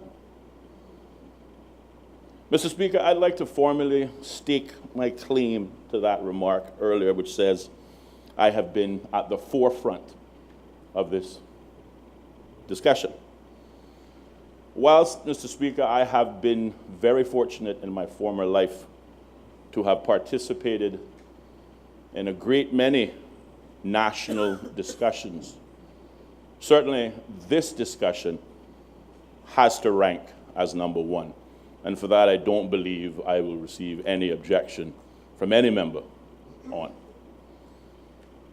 I also don't think, Mr. Speaker, it's bragging if I admitted that certainly over the last decade, I have almost single-handedly carried the public dialogue on this particular topic of cruise berthing facilities.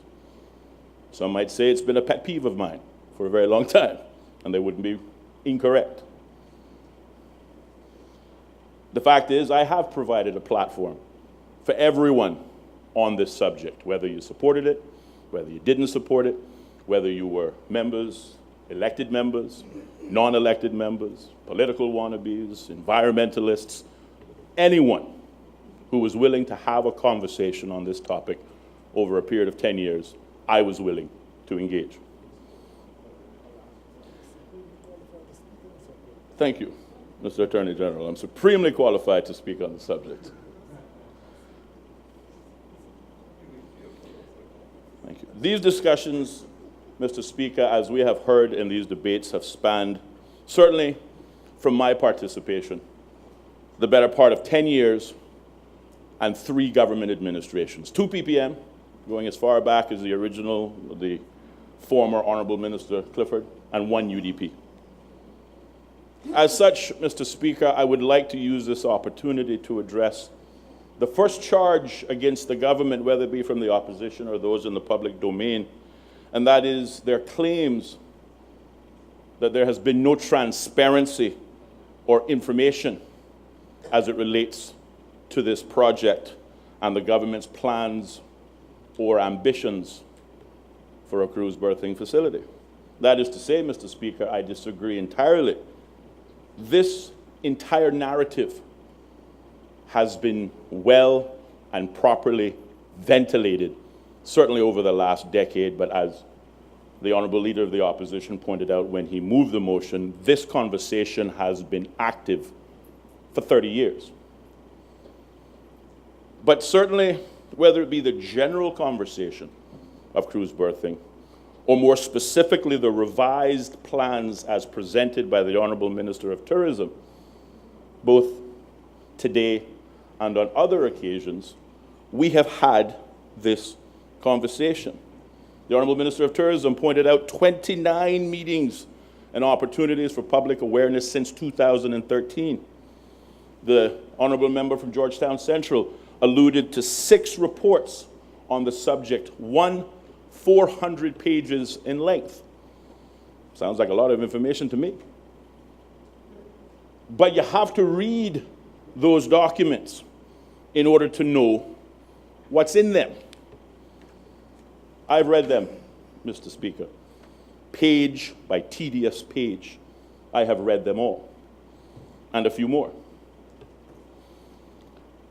I would further argue, Mr. Speaker, that this topic of cruise berthing has been the most talked about issue in this country for the last decade, second only to education.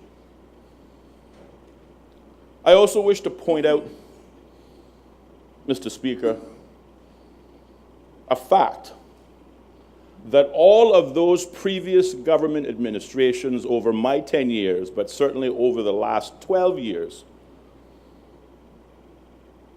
have consisted of members who are still in this House today, in many cases, and all of those members who were members of previous administrations who supported cruise berthing facilities all said they were behind it. Curiously, now we suspect there may be as much as 6, maybe 7, or a third members in this House who all of a sudden feel differently. I find that curious, and curious alone. It is true, Mr. Speaker, that I formally stood opposed to this development based on the information that was, in fact, in the public domain. And even in the public domain, members will recall, in my former life, I had considerable resources to dig past just the information in the public domain. I own this fact. But something else that I own, Mr. Speaker, is despite my very best efforts over the last 10 years, I have been unsuccessful in changing the narrative and therefore the supported viewpoints on this cruise berthing facility. Both from the various government administrations over those 10 years, 2 PPM, 1 UDP, as well as in the overall general public opinion. Now, I heard the Honorable Leader of the Opposition stipulate that they're either going to succeed in getting the government to acquiesce to their motion presently on the table to allow for a referendum, or they would join forces with those in the public domain seeking to initiate a people's-initiated referendum. Again, in my experience over 10 years, yes, we were able to gain some traction on this subject. Yes, maybe we were able to gather 200 or 300 people to attend a meeting, some of them environmentalists or otherwise.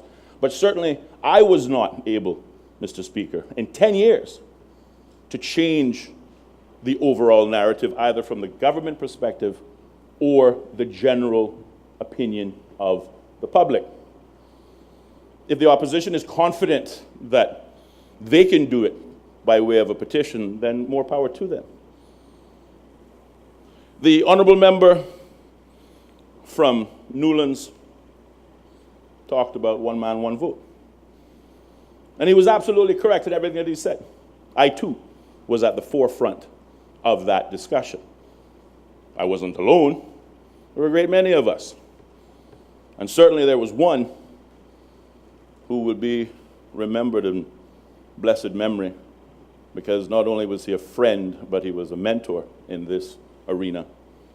The late Bo Miller were at the forefront of that conversation. And I raised one man, one vote to state that if those of us who were pushing for single-member constituencies left the narrative up to the government to accept a referendum, we would still be occupying multi-member constituencies.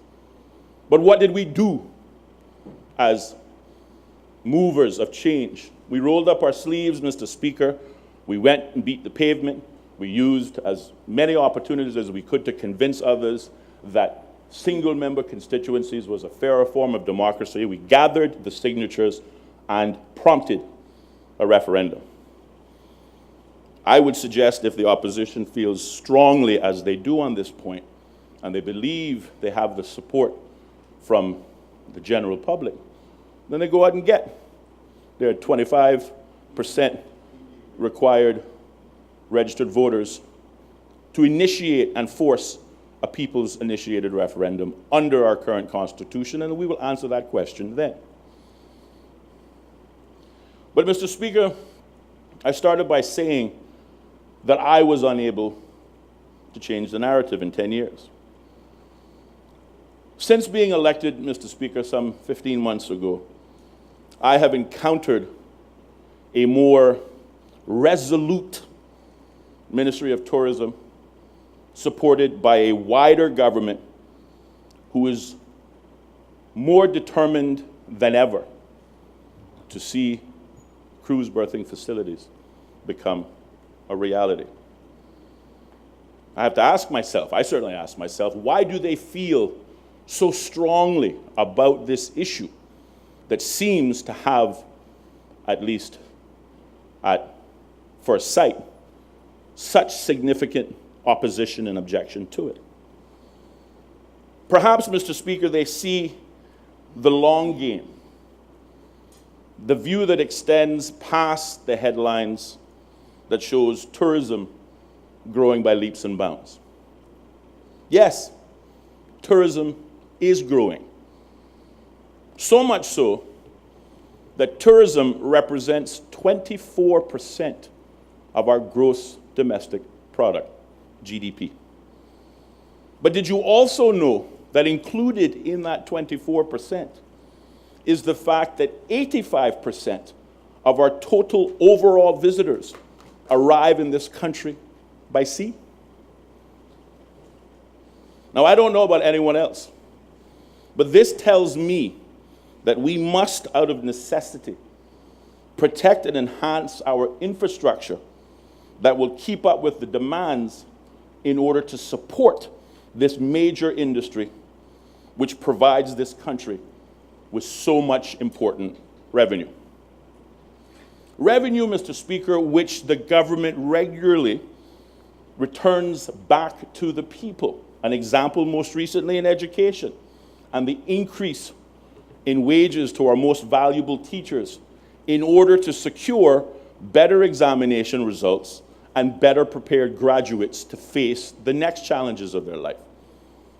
Revenue that the government gives back to social welfare to help those who have fallen on hard times. Now, Mr. Speaker, whilst I am not attached to the Ministry of Tourism, I am the Councillor for Community Affairs, and social welfare is something that I know a thing or two about because I've dealt with it every single day for the last 15 months. I know the demands on things such as temporary housing. I know the demands on that temporary housing, which oftentimes becomes permanent housing. And I recognize the need for us to have real discussions on things such as planned and supported housing. But I say that, Mr. Speaker, to make the point that there are many demands on the state's resources. And from a numbers perspective, surely the opposition can understand that the state needs to protect and enhance sectors that support the government, which in turn the government uses to support the people. And that should be accepted as a priority, Mr. Speaker. Mr. Speaker. The member from Town West, do you have a point of order? A point of clarification, Mr. Speaker. The members from Prospect had mentioned tourism being 24%. The member from, are you giving away member from Prospect? Yes, thank you. Just to my own understanding, Mr. Speaker, the member from Prospect had referred to tourism being 24% of GDP. I'm trying to figure out, one, where that number came from, and then two, because I actually thought it was much higher. And then two, I noticed there was a mixture between the arrival numbers where, yes, cruise about 85%, but I don't want to create the impression as if though cruise tourism is 85% of the overall tourism product, because it is not. So I'm just looking clarification on that, Mr. Speaker. Mr. Speaker, I'm happy to provide the honourable member, some elucidation. What I stated was cruise represents, according to figures that I've seen, heard, discussed around the caucus table or otherwise, 24% of GDP. He believes it may be more, so that only seeks to make my point even more. But the information that I have is it's 24% of GDP. And the point I was making is that 85% of overall tourists arrive into this country by sea. That's a fact.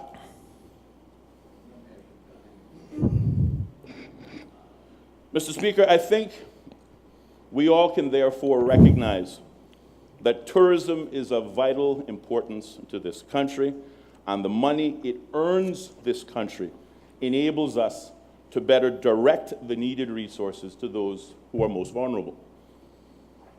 Mr. Speaker, while previous government administrations have warned us that as good as our cruise tourism seems, the day is quickly approaching, Mr. Speaker, where cruise passengers are starting to demand more for their travel dollars.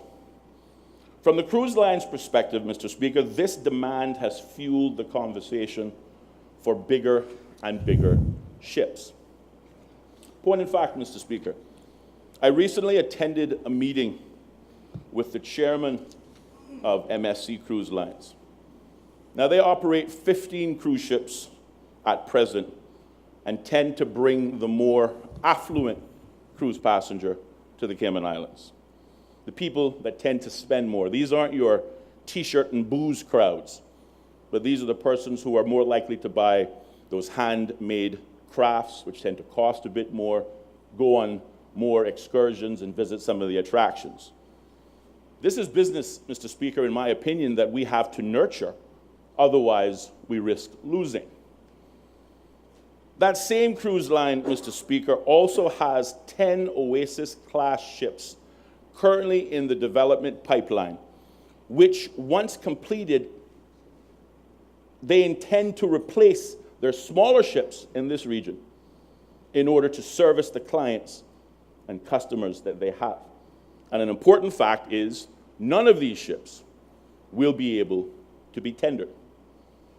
Which then leads us, Mr. Speaker, to the second demand, which impacts the jurisdictions in our region who compete for cruise market share. And those demands have fueled the discussions and the debate in our situation for cruise berthing facilities, but certainly amongst our competitors for more cruise ports. And that has kicked off the current race between our competition with places like Cozumel, the Bahamas, St. Martin, the U.S. Virgin Islands, and us. And in that race to develop cruise berthing facilities, the Cayman Islands are running dead last in that heat. But we are still, as members of the opposition pointed out, still holding on to our own and holding on to a niche in cruise tourism as leaders. But why have we been holding on to our own? Well, again, in my opinion, there are two reasons. Number one, stellar leadership and a steady will to carry out the strategic plans despite some of the, at times, heated public rhetoric. One thing for certain, Mr. Speaker, is that growth in tourism has not happened by accident, but instead, perhaps, as the Premier said in his State of the Nation address, that the advances in cruise tourism and tourism in general have happened as a consequence of sound planning. And for that, I congratulate the Honourable Minister of Tourism and his team, from his chief officers and everyone involved in tourism. But the second fact why the Cayman Islands has been able to hold its own in this competitive environment is because, Mr. Speaker, we have been blessed as a country by the hand of God. Not only in our attractiveness as a people, but because of our geographical location within the region, which has been defined by cruise executives, and I quote, as perfect. Now, the last time I checked, only the good Lord Almighty has ever had the ability to create a perfect thing. And if that isn't the hand of God at work, I really don't know what is. But I started by saying, Mr. Speaker, that previous government administrations have warned us of the threat. But many, including myself, once upon a time, perhaps blinded by political ambition, refused to acknowledge those warnings. Now, Mr. Speaker, that was in my private and professional life as a talk show host, where my job was to stir the pot. But since I became the elected representative for the people of Prospect, and therefore the wider Cayman Islands, I was required to park my ego at the door. I was required to park my preconceived notions at the door and address matters from a national interest perspective.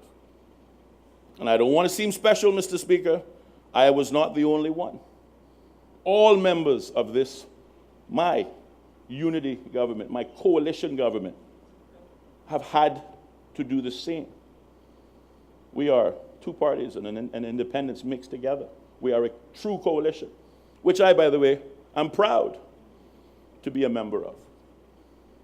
And though many have said there are reasons why this unholy arrangement could never work, well, we exist today proving to them that not only does it work, but it works well. And this country is in a better place because we are a government made up of every side sitting around a single table, arriving at the decisions which we believe are in the best interest of the people that we have the privilege to serve.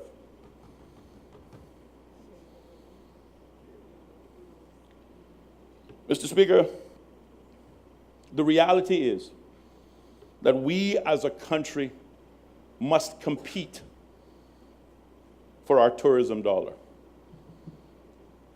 because tourism is so valuable to the people of this country in terms of revenue, jobs, and the like. And as such, we must, out of necessity, keep pace with the market demands or find ourselves left out of the market altogether. And again, Mr. Speaker, this is a fact. This isn't my opinion. Being left out of the cruise market, Mr. Speaker, means unemployment for many, many, many Caymanian families who derive a direct living from tourism. Taxi operators, tour operators, various vendors and attractions and restaurants, water sports. But also, as I already stated, there are others not even connected to tourism who depend on that revenue for the roof over their head that is provided by the government. And I wonder, therefore, with that dependence, is the opposition or anyone suggesting that they are willing to send us back down that wicked rabbit hole of unemployment only after we have just managed to turn the corner on it, as was demonstrated by the Labor Force Survey 2018, which was tabled in this Honorable House just yesterday? I know I'm not. And I don't believe that the people of Prospect elected me to go about increasing unemployment, but quite the opposite, to decrease it and make opportunities available for our people. So, Mr. Speaker, I believe the people of Prospect sent me here to this Honorable House to make difficult decisions. And they are difficult, make no mistake about that. But difficult decisions that begin by removing myself and my ego out of the equation, and instead to think country first. Fact. Despite our positive growth numbers, which have been well elucidated and stated by every member in this House, the fact is, Mr. Speaker, we could be doing so much more better. And if I give you an example, and again, this is not rooted in any piece of paper that I can give you, but there is a generally accepted viewpoint that there are Oasis-class ships that regularly pass us by every week, never come into port. We saw an example of this on Wednesday, where again the Honourable Leader of the Opposition pointed out where an Oasis-class ship stopped off to make a medical emergency. If we assume, therefore, that on the low end, we're missing out on 2 ships a week, what does that mean in economic terms? Well, we accept that these Oasis-class ships carry 5,000, 5,500 passengers each. Again, taking the low end, that's 10,000 passengers, spending $100 each per passenger, which equals $1 million a week that we lose to make on top of our already good position. How many Caymanians would benefit in tourism from an additional $1 million a week? Mr. Speaker, if I could point more specifically to some hard facts, and to do so, I would like to lay on the table of this honourable House the PricewaterhouseCoopers addendum to the outline business case environmental economic appraisal 2015. With your permission, Mr. Speaker, and I have the relevant copies for everybody, but again, I see the Sergeant at Arms notably absent, otherwise occupied. I have, if you would provide that to the Speaker, and then we will, if I will just give the Speaker his copy and then accept that when the Sergeant comes back, the members will have theirs. Thank you.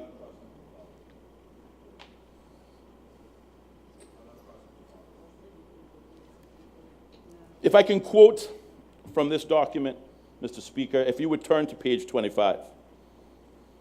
And the Honourable Minister of Tourism alluded to some of these things, but I want to use it to make a broader, wider point to some of the questions that were raised by members in this debate. At the bottom of the page 25, it reads, and I quote, "Over the last 5 to 10 years, the growth in cruise passenger arrivals in Grand Cayman has significantly lagged in growth as compared to 3 destinations with berthing piers, those being the U.S. Virgin Islands, Cozumel, and St. Martin." If we look at the middle of the page, Mr. Speaker, we will see that the reason why we have selected those 3 islands to make this point is that those 3 islands are defined as destinations with similar cruise passenger volumes to the Cayman Islands. In other words, we're comparing apples to apples.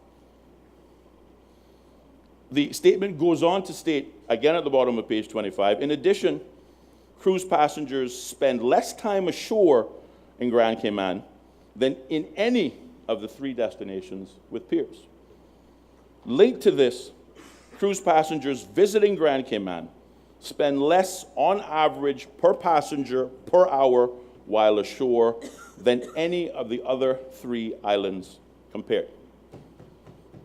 So what does this tell us, Mr. Speaker? Well, it tells me 2 things. First of all, despite our significant performance in the sector, we could be doing much better. And those who derive a living from the cruise sector, could they themselves be doing so much better? But the second thing it identifies to me, Mr. Speaker, is because of our lack of facilities, that additional $1 million a week or more in economic uplift is quite literally sailing past us. Mr. Speaker, you know better than most the party may soon be over. And the warnings outlined by previous administrations, and again, yes, hand on heart, ignored by people like me once upon a time are real. I've seen the other side of this conversation, Mr. Speaker, during my last 15 months as a member of the Legislative Assembly. And I now understand not only the threats, but also the potential rewards that await those courageous enough to press on in what they believe is the national best interest. I've learned, finally, to accept that if we insist on delaying further our need for infrastructure developments in order to keep pace with market demands simply based on political agenda or political posturing by some in radio talk show land or elsewhere, then like we have already started to experience in financial services, Mr. Speaker, the threat of beneficial ownership, the reality that whilst they're not leaving by leaps and bounds, we have started to see a slow trickle or departure of business out of this country, then we too likewise will start to see a slow trickle of ships leaving this jurisdiction for greener pastures who will accommodate cruise berthing facilities. Yes, because of our great people and our beautiful, God-blessed geographical location, the Cayman Islands will still be allowed to limp along, but we will be feeding from the crumbs that fall from the table, but we will certainly be locked out of our major market share in cruise tourism and what we enjoy today, and that is also a fact. Oh, and Mr. Speaker, please note that I left out Cuba on purpose. But there can be no denying that Cuba are, in fact, biting at our heels to establish dominance in the cruise arena. And not only are Cuba looking to further develop the ports that exist now, but they're looking to build even more ports. Cuba represents a clear and present danger to our cruise sector as much as any of our standard competitors. And the reality is that the uncertainty of Donald Trump is the only thing that is keeping this threat at bay for now. So, Mr. Speaker, I came into office and I found myself working with a more resolute government than ever, wanting to see cruise berthing become a reality. Not for self-interest, Mr. Speaker, like many have charged, but I believe in the national best interest. And again, I've come to respect the members who I have the privilege of sitting on this side of the aisle with. Some of them I have disagreed with, but now having seen how they operate, how they think, why they think what they do, I've come to respect them for who they are and can clearly see why they have been elected by the people of the Cayman Islands to serve. Mr. Speaker, there's an old saying that suggests only a fool and a dead man cannot change his mind. Well, Mr. Speaker, I think from the fact that I'm here before you tonight presenting with my very best proves that I'm certainly not dead. And likewise, Mr. Speaker, I think the choices that I have made since being elected on that fateful day of May 24th, 2017, have demonstrated that I'm likewise clearly no fool. But before my critics, Mr. Speaker, from the other side, and perhaps others in talking headland and radio, start suggesting I've gone and drunk the Kool-Aid, let me simply state clearly that my position today is refined from that of my former position, based not on Kool-Aid or Chinese food or anything else, but on additional information that I had not previously seen, as well as the opportunity, Mr. Speaker, of being shown firsthand with my own eyes the kind of potential that cruise berthing represents for the people of this country. The people of this country, Mr. Speaker. They tell us we need more jobs. They tell us we need more opportunities for Caymanians. They tell us we need better jobs. They tell us we need opportunities for Caymanian ownership.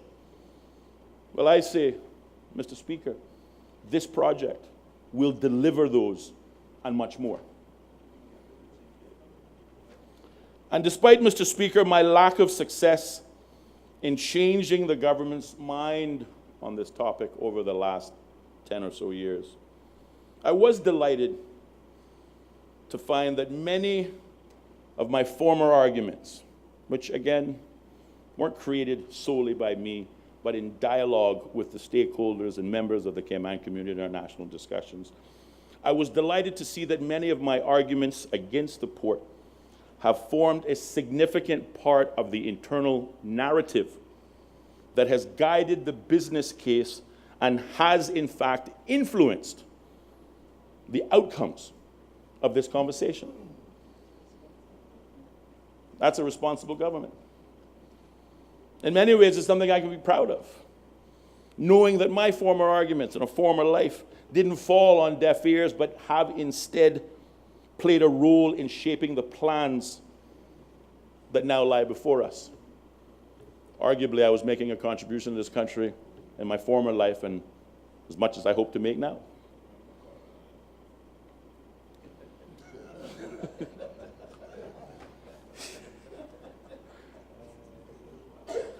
Excuse me, Mr. Speaker.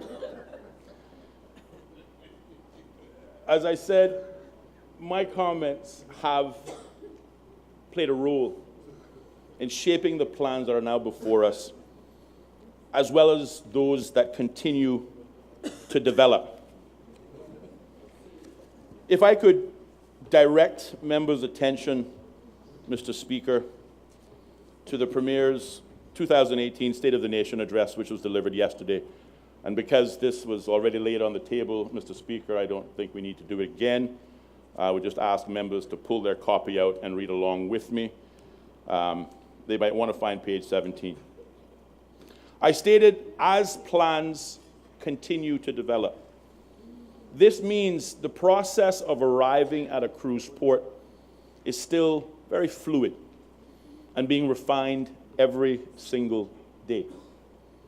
Therefore, there are, in fact, some commercially sensitive pieces to the overall puzzle that the government cannot therefore be expected to provide a running commentary on in the day-to-day, week-by-week, month-by-month successes. But that does not mean that the government has anything to hide. It simply means this is a standard part of any business contract or relationship. But also it means that the government are still trying to strike the right deal and the right balance that's good for all of us. If we look at page 17 of the State of the Union, State of the Nation address, the final paragraph, and I quote, "I have mentioned just now that our support for the cruise berthing facility is conditional, not just on finding a suitable funding model, but also on a design that minimizes the environmental impact." What that tells me, Mr. Speaker, is that the government is neither running headlong into some cruise port development that fulfills special interest or some other nonsense perpetuated by those on the radio, but in fact, they are still fine-tuning this process so that they can arrive at the best deal for the Cayman Islands that also seeks to mitigate against the environmental concerns which they acknowledge are real.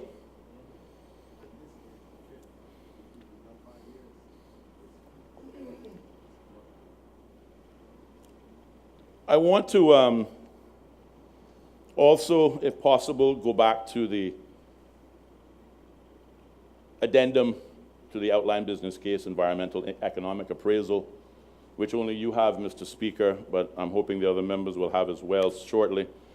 This time, by looking at page 13, I want to address a remark that was made by the honorable member from Newlands, where he talked about the environmental impacts of a dredge footprint based on a design of 15.3 hectare acres, of which 7.3 hectare acres would be coral reef spurs. When doing the proposals, the PricewaterhouseCoopers listed 3 options: option A, option B, and option C. And it is my opinion, Mr. Speaker, that the member was cherry-picking out of expedience, picking the worst scenario, offering the most environmental damage in order to make his point. But it stipulates very clearly that there are 3 options. Option A, 15 hectare acres. Option B, the least environmental impact, 1.5 hectare acres. Or option C, which they define as the middle ground option, that involves 6 hectare acres.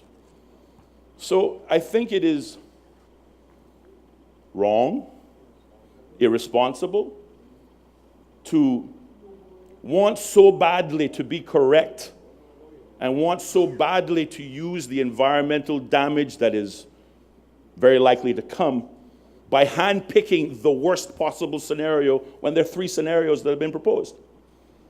And again, I understand it. Maybe I once did it myself. Who knows?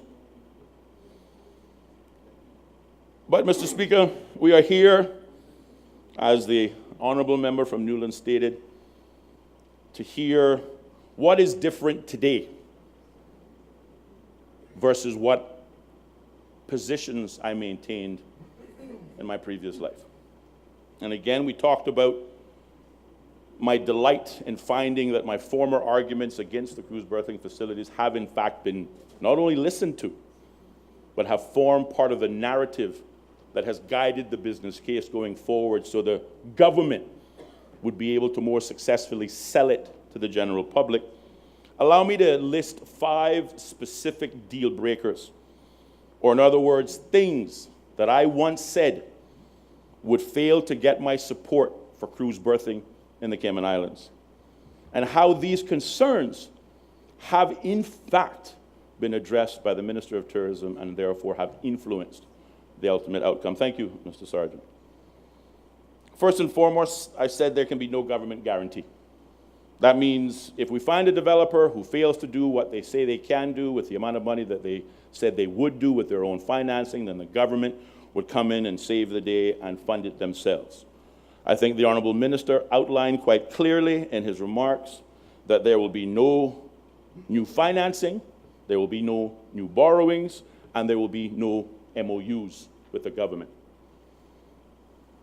I said there can be no upland development, which in addition to wreaking unnecessary environmental destruction, it also creates further opportunity for the cruise lines to own these onshore shops and excursions versus those opportunities going in the hands of Caymanians. While we accept that the development of any kind will result in some environmental damage or loss, we should seek to mitigate against these environmental loss as best as possible. And fourth, if 7 Mile Beach is negatively impacted, we cannot proceed. We all remember hearing the minister say these things. And finally, the facility itself must be owned and operated by the government, the people of the Cayman Islands, and not on some long-term lease, as we have heard in previous proposals. And Mr. Speaker, the public record is there. These conversations happened, and these 5 points are facts, not an opinion. They say, Mr. Speaker, to teach is to repeat. So allow me to outline how these otherwise deal breakers, as I once maintained them to be, have been addressed by this government, the previous administration, both of which have been led by the Honourable Minister of Tourism and Deputy Premier. And also, therefore, why my position on this subject has been refined to the point that I'm now willing to support this project going forward. Let us start with the most important, in my opinion, and most people's opinion, environmental impact. Since the 2013 outline business case and the initial environmental impact assessment, combined with the feedback that has been received from the various stakeholder discussions, additional work on this project has led to something called the optimized project concept. The optimized project concept represents a significant reduction in the key environmental areas that deviates from the original plans that the public flatly rejected. That, of course, being the former China Harbor plans. And I believe that every time we hear about cruise berthing, the vision that those in the public see in their mind is the China Harbor plans. But under this plan, reductions in the project footprint, reductions in the dredging footprint, and reductions in the disposal volumes have all been lessened. I'll give you an example. Total project footprint under the revised plan has been reduced by 22%, which can be evidenced by most of that upland development going away. Total project footprint on coral reefs, mitigating the damage, has reduced by 38%. Total dredge footprint has been reduced by 39%. Total dredge volumes, how much we have to dig up, has been reduced by more than half to 54%. And I believe this can be identified by the decision to move the piers into deeper water. And then total disposal volume has been reduced by a massive 71%. These figures indicate to me, Mr. Speaker, that the government has done a significant amount of work to mitigate those environmental negative consequences of previous proposals so that they can arrive at a proposal that not only works for them, but they believe works for the general public. Staying with the environment, but focusing on 7 Mile Beach, Mr. Speaker, as you know, loss of sediment, or in other words, loss of beach sand, has long been feared would result from the cruise berthing facilities. And again, we've heard from the government on many times that if that damage was identified, then it would be sufficient grounds for the government to halt the project. Again, clearly they recognize the value that 7 Mile Beach and our pristine marine environment, our beach environment, plays in the overall tourism equation. And I was pleased to hear the Honourable Minister quote from the Baird report stating that this sediment movement has been successfully mitigated against by way of the pier construction methodology. You know, Mr. Speaker, when people think of a pier, they think of, well, frankly, what Royal Watler is. A massive concrete bulkhead extending thousands of feet, a veritable wall of concrete and steel on the water. However, this could not be further from the reality that is proposed for this cruise berthing facility. So what does the reality consist of, Mr. Speaker? And again, this is not the first time we're having this discussion. We have heard this many, many times from the Honourable Minister, that we will have 2 piers, which will be constructed with the capability of berthing 4 Oasis-class vessels, capable of offloading 5,000 people per hour versus 5,000 people over several hours. The piers will be a nominal length of 1,000 feet and a width of 60 feet. Now, the construction methodology that will be used will not be adopted from some far-off land like Finland or Sweden or experts from afar brought in, but using the example that we have available to us right here in Cayman Brac at Creek Dock. And certainly I want to thank the Honourable Minister and the District Commissioner, Mr. Ernie Scott, for facilitating a tour of this facility when this government first landed on Cayman Brac. The pier structure will consist, much like the Creek Dock is built right now. Don't take my word for it. Tomorrow when the sun is up, go out and look at it. It will be a concrete deck, which will be supported by concrete piles, each 3 feet in diameter and a total length of 120 feet. Now this eliminates the suggestion of wide-scale environmental damage, because now we are drilling specific 3 to 5 foot holes 366 times over 1,000 feet. So we are able to mitigate that damage. I think we all would accept the anchors that have been dropped in Georgetown Harbor over the last 10, 20, 30 years have done more damage than these proposed cruise port pier methodology will. So because the port will be constructed on pilings with a concrete deck above it, it will not restrict the movement of current, wave action, or sediments from its natural state. And therefore, that is why the government feels confident, based on the advice given by the experts, in which the Honorable Minister of Tourism stated and read to you earlier on, that there will be no negative impact to sediment movement to 7 Mile Beach under nominal conditions. And also, the construction methodology will also, Mr. Speaker, contrary to the opposition and some of the critics of this proposal, it will actually support benthic habitat by serving as a man-made reef, which will attract marine life, healthier marine life. Don't believe me? Again, go to Creek. Some of the best fishing you'll find in Cayman Brac. Don't believe me? Once upon a time, I was a child fishing off of the Port Authority dock, again, before the security protocols took over. Best fishing in the world. They serve as a fish habitat, much like a drift does for anyone fishing, any fishermen in the room. You go fishing for wahoo and tuna, you encounter a drift offshore, you stop, you drop baits, and you catch fish because they're there seeking shelter. This port methodology, this pier methodology, will support benthic habitat rather than simply destroy benthic habitat. And I think that needs to be given equal weight in this conversation. Turning to the upland development, Mr. Speaker. Since the 2013 plan, the refined or the optimized project concept has also changed the direction for the landside development priorities.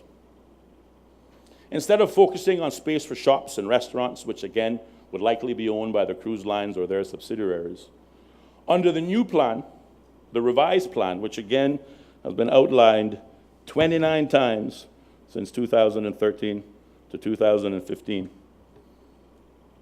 will consist more, or will focus more rather, from the perspective of safety for the general public than opportunities to create profit centers from the upland development.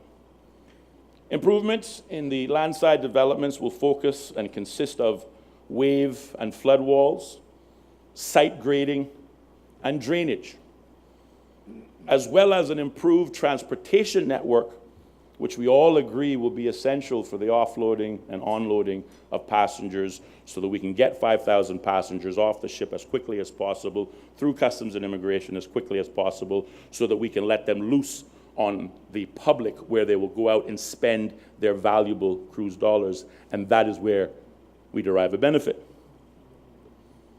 The wave and flood wall will be designed to resist severe wave overtopping and limit site flooding during storms. Safety. The outer portion of the landside development will be sloped seawards for direct drainage of stormwater back into the ocean, while the remainder will be sloped eastward into new stormwater drains that will be created and developed. So again, removing the opportunity to take money out of Caymanian hands and focusing more so on protecting life as a result of bringing deeper water closer to the shore and the impacts of wave action, the impacts of flooding for the people and the shops that still make up central Georgetown Harbor. Moving to economic concerns, Mr. Speaker. Many of those at the forefront of the objections on this discussion have been throwing around what I think is dated commentary, which again I use myself, so I'm not necessarily pointing fingers, but I'm just suggesting it's dated commentary, which says that the cruise port will be the single largest capital development project in the history of the Cayman Islands. Whilst it may be the largest development, as we pointed out earlier on, there will be no new financing, no new borrowings, no MOUs signed by the government, no guarantees. So the government is not out of pocket for the money required to build this facility. The only thing out of pocket we will be losing a share of the already per passenger head tax or fee that we derive anyway. And I think that is a reasonable trade-off, because as persons will certainly also acknowledge, the only kind of independence that matters at all is financial independence. This country has done well to get out of the red. This country has done well to reduce our national debt, and we're doing more and more. As a matter of fact, this country has reduced its national debt more so under the leadership of the Honorable Premier than perhaps any other government administration. So we are in a good place. But more importantly, we will not be saddling the Cayman Islands and or its people with any more unnecessary debt in order to accomplish this cruise berthing facility, which may very well be the largest development project we've ever engaged on, but we're not paying for it. How are we doing it? Again, the cruise lines who have demanded it for years are finally willing to put their money where their mouth is, and they're going to pay for it. And that is what these discussions, these fluid discussions, are all about. The government continues to seek to secure an even better position. Getting them to pay for it is one thing, but getting them to guarantee visitor numbers is another. Now, because this conversation is fluid,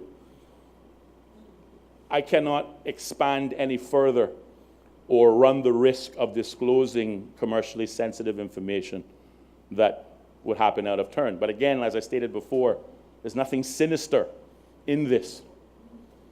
But what the government has been doing, is doing, continues to do, maybe because of people like me, is to ensure that we arrive at the best possible deal that we can sell to our people so that we can improve the lot in life that we give them. And I've already explained the myriad of areas in which this will be accomplished. Finally, Mr. Speaker, as has been previously stated, once developed, the port will still be operated by the Port Authority of the Cayman Islands, as is the current arrangement. So we're not giving up a lease, giving up our seaport to be run by somebody else. We will still continue to run it as we have all of these years. It is for these reasons, Mr. Speaker, why today I count myself as one of those who can now, whilst parking my ego and personal interest aside, but I didn't park intelligence, I can now appreciate the potential that this project has to not only increase our cruise tourism market share, but to increase the prosperity of the people each and every one of us campaigned to improve their lives on. And I certainly heard the member from Georgetown Central point out, the honorable member from Georgetown Central pointing out that his constituents who own land may very well benefit directly from this development. That's why I was surprised that he acknowledged that fact, but still said he would vote in support of the opposition and not the government. But we all have our reasons. To each his own. Additionally, Mr. Speaker, because this development will also prompt the much-needed Georgetown revitalization that we've all talked about, and the need to return commerce to the capital of the Cayman Islands, is another reason why I am now prepared to support this project. Because whilst I'm a member of a wider unity government, I'm a Georgetowner. I've always been a Georgetowner. And though, Mr. Speaker, whilst I do have roots that extend as deep to the District of West Bay, I grew up in Georgetown, and I have seen Georgetown go from a thriving city center and metropolis to virtually a ghost town. And this development, whilst increasing market share, whilst increasing economic uplift, whilst increasing economic opportunities for better jobs for Caymanians, ownership for Caymanians, it will also prompt and kickstart the Georgetown revitalization and create an environment where other developers willing to spend their money can invest, and we can all achieve that which we want anyway. Again, the government's job is to not build it and they will come. The government's job is to create the right conditions that those with money would pay for it, build it, and then they will come. That is what this government is doing, has been doing, will continue to do, not in selfish self-interest, but in the national best interest. Keeping our word to the people who elected us. There remains only one final area, Mr. Speaker, that I previously did not fully appreciate until after arriving in these honorable halls, having the opportunity to work with each of you as a member of the Legislative Assembly. One of the things that I want to recognize, Mr. Speaker, as being what I think is another brilliant idea, albeit I did not necessarily think so or say so at the time, is the idea attached to cruise berthing that you proposed, Mr. Speaker, and that is mega yachting. And I have to thank you, Mr. Speaker, in the first instance as the former Premier, for having the courage to propose such a concept during a time of staunch opposition to this entire idea. But again, I believe you saw the big picture as well. Secondly, however, I am grateful to my unity government and my Premier, who in October 2017 afforded me, Mr. Speaker, a newly elected MLA, the opportunity to do that which more senior members than myself have not had the same opportunity. And that is the privilege to attend and represent the Cayman Islands at the Monaco International Boat Show. Let me tell you, it's quite a feeling to attend an event that features over 500 of the world's mega yachts and see over 300 of those mega yachts flying our Cayman flag. To say it was a proud moment would be an understatement, Mr. Speaker. But more importantly, Mr. Speaker, it was an opportunity to see firsthand the kind of economic opportunities that this rather unique sector of cruise could present to the local economy. Please allow me, Mr. Speaker, to put this aspect of my contribution into perspective by giving a brief history of the Monaco Yacht Show. It won't take long, I promise you, no less than 5 minutes, and then I'm done. Which can be described as a tale of one city, Monte Carlo. Monte Carlo is located in the French Riviera and spans 1/8 of a mile, 499 acres to be precise, according to Wikipedia. But to give you more of a taste for how big is 1/8 of a mile, think Eden Rock or Paradise to Dixie Cemetery. That's an eighth of a mile.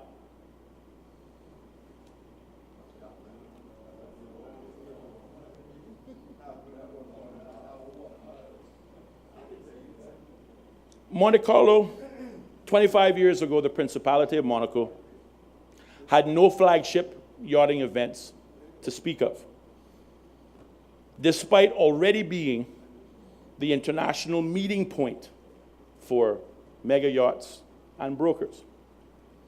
Why is this similar to the Cayman Islands? The Cayman Islands, conversely, operates the largest super yacht registry in the world. Over 70% of the world's mega yachts are registered under the Cayman flag, or our red ensign, as it's called. But yet, whilst as a jurisdiction, we theoretically own 70% of the world's super yachts, we have no facilities of our own to attract this otherwise affluent crowd. Now, fast forward 2 decades. The same Monaco-based yachting business has developed into the world's premier super yacht event. And again, I'm not asking you, I'm telling you because I saw it myself. I didn't hear about it, I saw it. It's an event that attracts over 33,000 participants over 4 days, most of them yacht owners who are, by the way, gazillionaires, and also attracts their respective entourages who spend loads of money whilst in town. I would estimate, whilst the average cruise passenger spends $100 per day, the mega yachting crowd and their entourages will spend $1,000 a day. It is that much money. I was blown away by it. As a direct consequence of this super yachting event, all hotels are booked weeks in advance. Over 100 social events are planned across the city. Organized exhibits at hotels, local restaurants. We see the local economy as a whole, from small shops to luxury boutiques in Monte Carlo, all benefiting from the economic uplift derived from this show. I think, Mr. Speaker, having seen what I have seen, having had my position refined from what it formerly was to what it is now, that there is an opportunity that we in the Cayman Islands can and should exploit. And oddly enough, we have an opportunity to explore it, perhaps first on a small scale, but to be used as a tool to diversify our tourism attractions. And this is something that can be embraced right here in Cayman Brac. Again, if we will refer to the Premier's State of the Nation address, page 5, the second paragraph. And this is where I'm going to leave you. It says, as I have stated though, the plans go well beyond this immediate success, impressive though it is. The Honorable Deputy Premier is continuing to develop and to implement a new 5-year national tourism plan that will drive the next phase of the industry's development, including enhancing the tourism product here in Cayman Brac. Now, since I've been in Cayman Brac, I've had a chance to chat with a few Brackers. And what I hear oftentimes in those conversations are, boy, Austin, we need some more opportunity. We need some jobs. We need better jobs. We need opportunities in which I can apply my entrepreneurial skills and become an owner. We will remember a conversation not too long ago, which was started by another Bracker, Mr. Cleveland Dilbert, who saw an opportunity in the development of the Alexander, but also identified the pond in front of it, saltwater pond, as a potential site for development. His idea was similar to mine, to create a harbor. Maybe not a mega yachting harbor, I've added that to it, but certainly an opportunity to do something else in Saltwater Pond other than allowing it to dry up half the year and stinking. The Honorable Minister of Tourism stopped nothing. The development came to a screeching halt because of the need for an environmental impact assessment and the question of who was going to pay for it.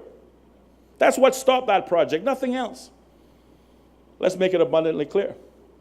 Whether it be Hogstye Bay or Saltwater Pond here in Cayman Brac, an environmental impact assessment is necessary. We have to measure twice and cut once, and that's how we begin the conversation. We have to find a way to get past who's going to pay for it.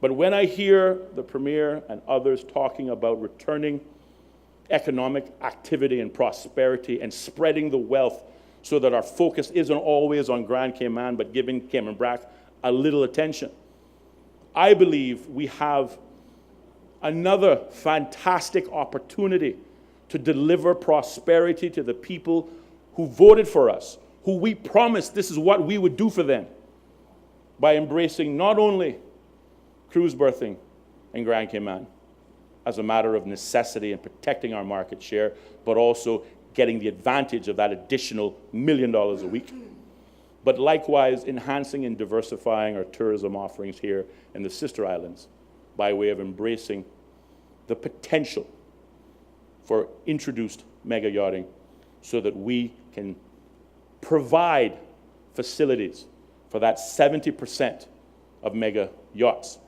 that we presently theoretically own in this world. I think in this progressive age, and certainly this time of intelligent members sitting in this Legislative Assembly, we are smart enough, capable enough to think outside of the box and embrace the ideas that are good for our people and jettison the ones that are not. In closing, Mr. Speaker, yes, my eyes have been finally opened. Not because of Kool-Aid, not because of political pressure or otherwise, not from this team. We are working very well together. But in the national best interest, my eyes have been opened to the potential that these developments represent to our present economy and by extension to the people of the Cayman Islands. So it's therefore, Mr. Speaker, why when the vote comes, I will be voting with my unity government on the cruise port. And, well, only a fool and a dead man can't change his mind. Thank you, Mr. Speaker.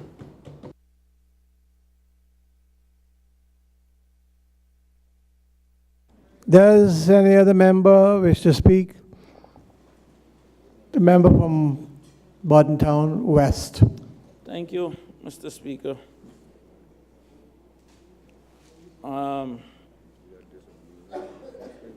Mr. Speaker, I really wasn't planning on speaking on this motion. The Honorable Deputy Premier already made it clear that the government wasn't going to support it. So I figured, and since my colleague from Newlands already had called for the support of the People's Initiative referendum, I figured I would leave whatever contribution I had to a possible roadshow to go and convince people as to why that decision should be left to them and not to politicians. The book of Hosea 4:6, Mr. Speaker, says, "My people are destroyed for lack of knowledge." And what really scares me the most, Mr. Speaker, as I was listening to the honorable member from Prospect, is after he so eloquently stated, I think the word was, what was the word, qualified? What was the word? After being against it for so long, for 10 years, he built a brand opposing the port. He got elected on that brand.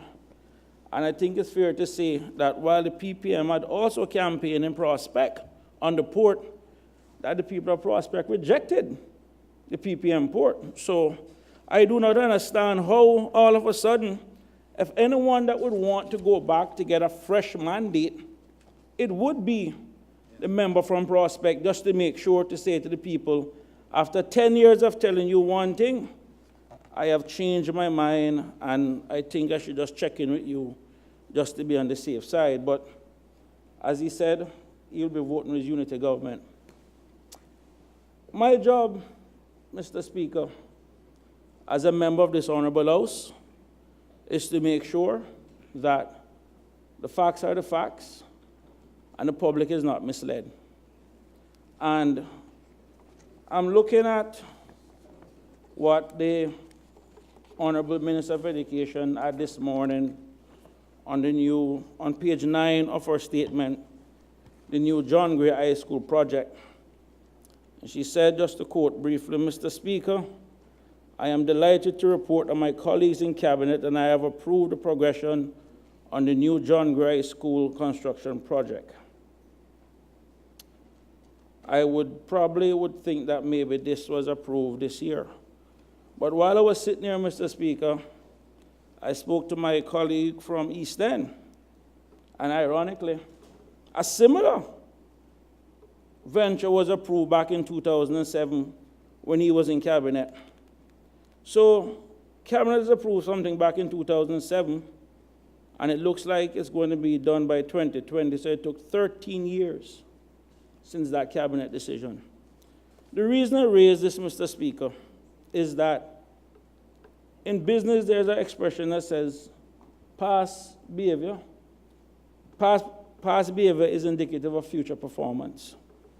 And after seeing the government starting out on this massive school project, that by the time it's finished going to take probably 13 or 14 years to complete, I have to question then what assumptions the government was looking at when they embarked on those schools that they can't be finished yet.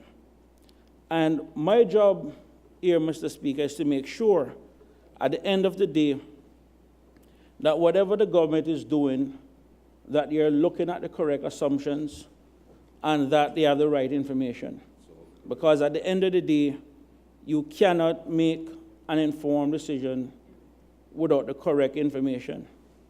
And that's the reason why, Mr. Speaker, I really wasn't too anxious to speak on this motion, because there are two issues that needs to be dealt with on this cruise berthing facility.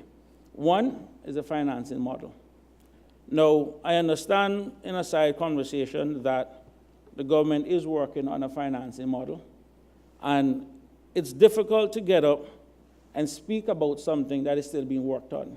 So at a minimum, it's about having an open mind, because it could be a great financing model, and just wait to see what it would come out to be. The second is also the environmental concerns.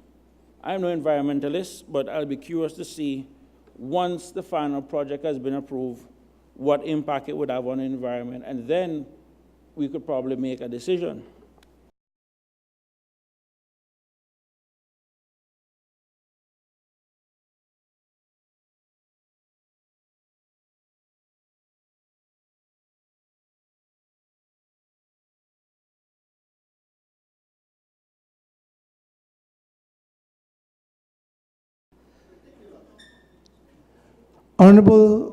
Honorable members,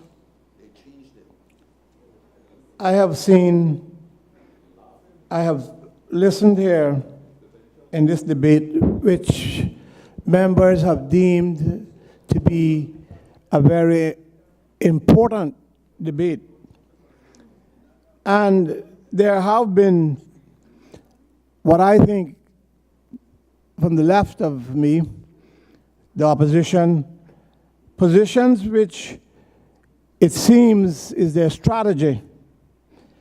And that strategy, from another member of the opposition, was contemptuous of this honorable House, and it was a strategy they devised. Had to be.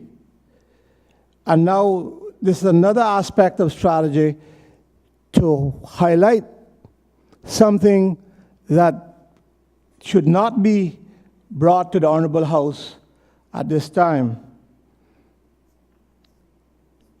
I think that the Premier is well within his bounds to ask that all that be rejected and taken out of the records of this Honorable House.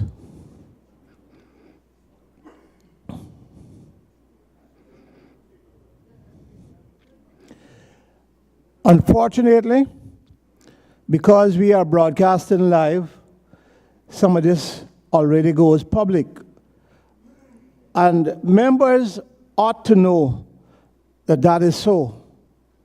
I come back again to the point of what I thought was very contemptuous and bordering on privileges of this House that members ought to know exist. But because of their strategy on this motion, they went ahead with it, and only when I intervened did they stop. This has to be taken out of the record, and in fact, in any recordings, I make this ruling should not be broadcast as of this point.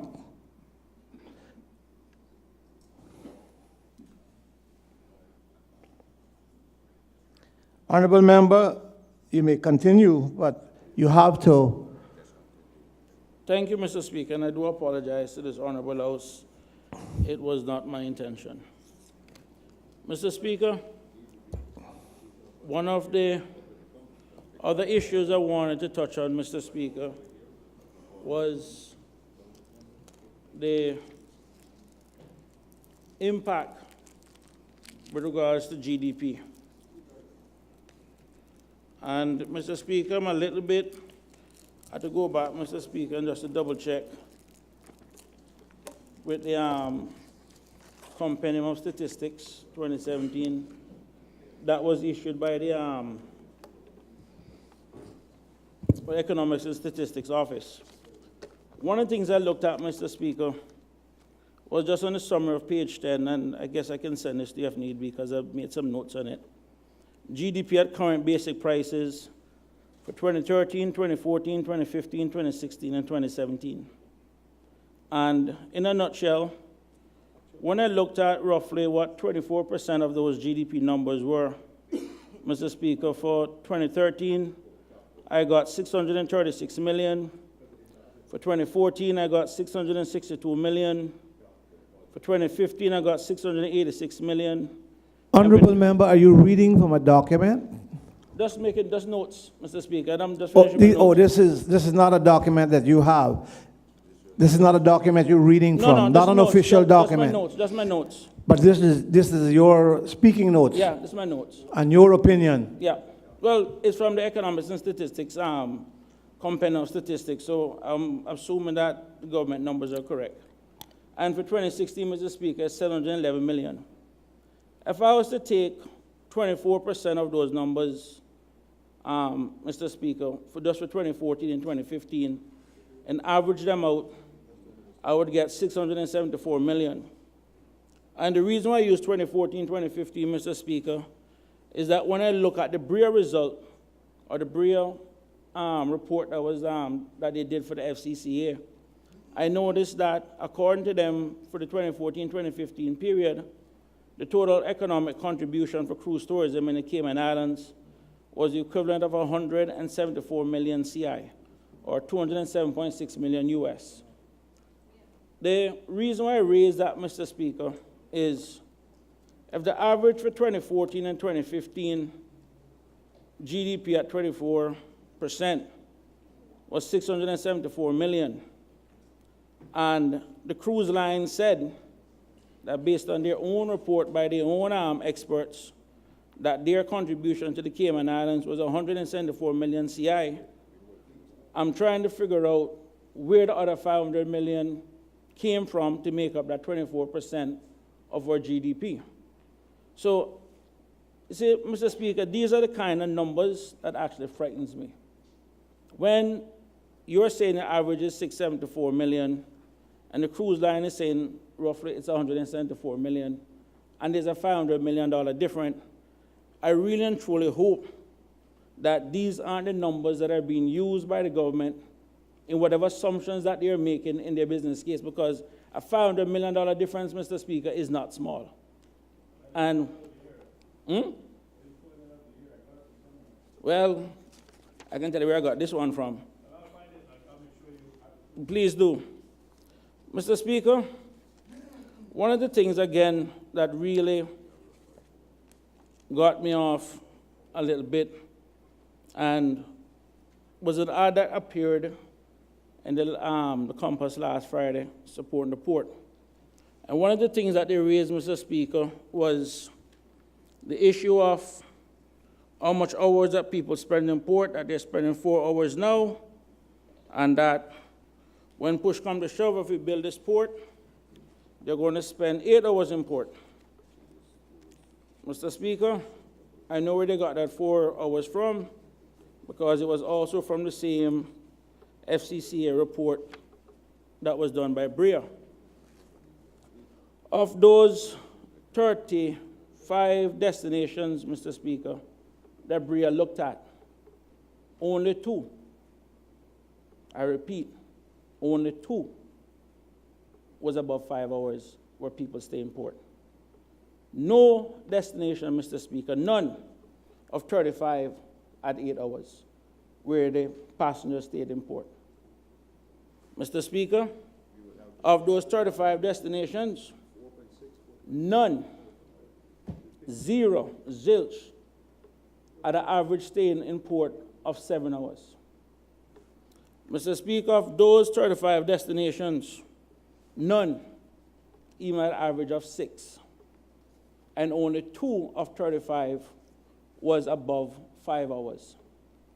Of the remaining amount, Mr. Speaker, the majority of them were between 4 and 5 hours, and roughly 8 of those destinations were below 4 hours. The reason why I raise this, Mr. Speaker, is that we hear a lot about the cruise line says this and the cruise line says that. But what we need to understand more than anything, Mr. Speaker, is what the passengers say. Luckily for us, Mr. Speaker, that very same report, and I'm going to actually have a copy for you this time, Mr. Speaker. Yep. Sorry, I have a copy here. Sorry, I just want to get this to the speaker here for me.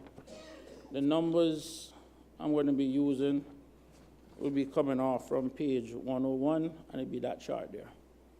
So the speaker can have a copy so you can have an understanding.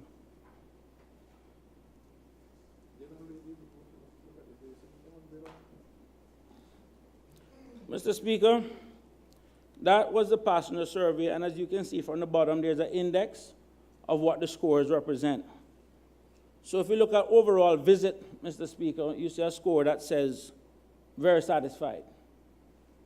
If you look at visit met expectations, what did the passengers say? Very satisfied. They asked about the guided tour.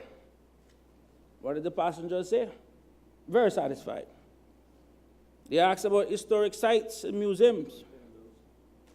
What did the passengers say? Very satisfied. They asked a variety of things to see and do. What did the passengers say? Very satisfied. They asked the friendliness of residents. Of course, none of us are surprised here. What did the passengers say? Very satisfied. They asked the overall shopping experience. What did the passengers say? Very satisfied. They asked for courtesy of employees. What did the passengers say? Very satisfied. They asked for a variety of shops. What did the passengers say? Very satisfied. They asked for taxes, local transportation. What did the passengers say? Very satisfied. Initial shoreside welcome. What did the passengers say? Very satisfied. They asked for overall prices. The passenger said, somewhat satisfied. And they asked likelihood of recommending. The passenger said, somewhat satisfied. Of those 13 areas I called, Mr. Speaker, 11 were very satisfied and 2 were somewhat satisfied. But then here's the catch. The lowest score we got on our passenger survey, after all of those very satisfied, likelihood of a return visit, not too likely. I say all of this to say, Mr. Speaker, that despite all of these very satisfied, not likely to return. Not likely to return visit. That's what the survey says. The thing about it is, Mr. Speaker, and I will agree with the Honorable Minister of Tourism on one thing. Cruise tourism is important to us as a destination. No one will argue that. But also as an accountant, I've been taught to be careful and know the cost of everything and the price of nothing. And somewhere in the middle of this, Mr. Speaker, we need to find a balance. Because I'm not prepared to say to the taxi operators that we just want to turn our backs on them. We need to find some balance. As a matter of fact, Mr. Speaker, I will say this much. On Tuesday, I had 3 conference calls with some friends of mine around the Caribbean. And to be very blunt and to be straightforward and honest, they basically made a very good case also, Mr. Speaker, as to the importance of cruise tourism to any destination. I can't take that from anyone, and I don't think anyone can argue that any way you want to slice it and dice it, $200 million a year spent, or roughly 200 million a year spent locally by cruise passengers, the crew, and also the cruise line is important to our economy. There's no argument that. But at the same time, Mr. Speaker, we have to weigh that, the cost and the benefit. And one of the things that we are hoping for from this debate, and if needs be, if it goes to a referendum, is that we will, for once and for all, have a sanitized view and a mandate from the people to go forward with this, whether it be from a financing standpoint or from an environmental standpoint. The reality of it is, Mr. Speaker, every single one of us that are in this honorable house are here as a result of the will of the people. And I believe for something as important as this, we need to go back and refresh probably that mandate, or just to double check to see what the will of the people is.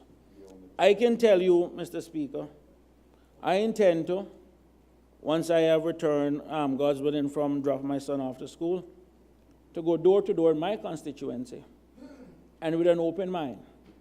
And I can pledge this to the government, and I can pledge this to the people.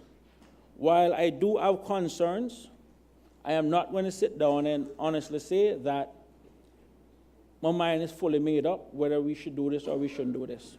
I can honestly say that hand on heart. But I do have questions. And I believe that those are questions that still needs to be answered.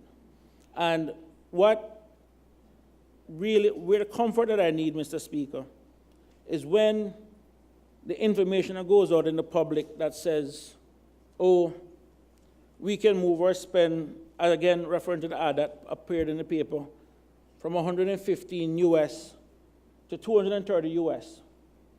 Of that same report, Mr. Speaker, of the 35 destinations, only 8 of them had an average spend of above 100. Not one of those 35 destinations, Mr. Speaker, had a spend of 230. Not one of those destinations, Mr. Speaker, had an average spend above 220. Not one of those destinations, Mr. Speaker, had an average spend above 210. And not one of those 35 destinations had a spend above 200. The highest per that report, Mr. Speaker, was St. Martin at 191. And the Cayman Islands was 6 at 115. Jamaica and Cozumel was slightly above us. And I looked at Jamaica and Cozumel simply because of the Western Caribbean itinerary. But what is ironic, Mr. Speaker, is that, and again, kudos to the BRIA for the report that they did. They actually broke down on what it is that people are actually spending money on when they arrived. And when I look at the Cayman, of the $115.60 US, Mr. Speaker, that was being spent here, $51.36 US, or roughly 44.43%, was basically spent on watches and jewelry within our duty-free. And in St. Martin, which are the best one, they actually had $115.16. What I find strange, Mr. Speaker, and I just couldn't help myself, when I deducted those spend, or that line, across those islands, I realized the Cayman spend went down to $64.24. Jamaica went from $119.29 to $67.15. Cozumel went from $119.89 to $73.73. Bahamas, which was an average spend of $82.83, went to $71.70. But St. Martin, Mr. Speaker, the highest in the Caribbean, went from $191.26 down to $76.10. So if the argument is that we are going to be making so much more money to pay for this dock, and the bulk of it is going to be generated on duty-free items, so these are not items we will be making duty on, then it means that the only thing we'll be really making money from is the shore excursions, the restaurants, bars, and other stuff. But I say all of this to say, Mr. Speaker, is that when you start looking on the average across the Caribbean in terms of how the money is spent on the shore excursions and so forth, it is only 16% for the Cayman Islands. But again, the average across the Caribbean is roughly about 22%. So we're actually below the average. I say all of this to say, Mr. Speaker, that for us to move forward, and this is one of the reasons why last year during the budget process, I asked about the updated tourism plan. And to give credit where credit is due, the minister did invite us, Mr. Speaker, to a presentation at the government admin building to give us an update. You were at that meeting, and so were others. And to their credit also, Mr. Speaker, after that meeting, I gave my personal feedback to the minister and the chief officer before they embarked to the district. And I must say that the feedback I gave them was incorporated in their presentations to the district. So I want to at least publicly say, and I can say this for the Honorable Minister of Tourism and his chief officer, that at a minimum they do listen. So I want to say publicly, and thank them also, that they did take my concerns and the questions I had and the issues I had on board, because when they arrived in Bordentown, the presentation was completely different than the one that we were shown. So I'm very happy that they did that. I also, Mr. Speaker, I'm aware that the government has now embarked on a draft discussion paper for update for the National Strategic Plan. And again, I know that is something now where they'll be going out to the public to get their feedback on that. It would be curious, Mr. Speaker, and I would encourage every member of this House, and I do genuinely mean this, that when the Ministry of Tourism go out to the various districts to have their discussion on the updated tourism plan, that every single one of us try our very best to get as much as our constituents out to give them the feedback that is needed. And I would encourage every member, at a minimum, to also ensure that cruise tourism is discussed when they do go to have this discussion with regards to the National Tourism Plan.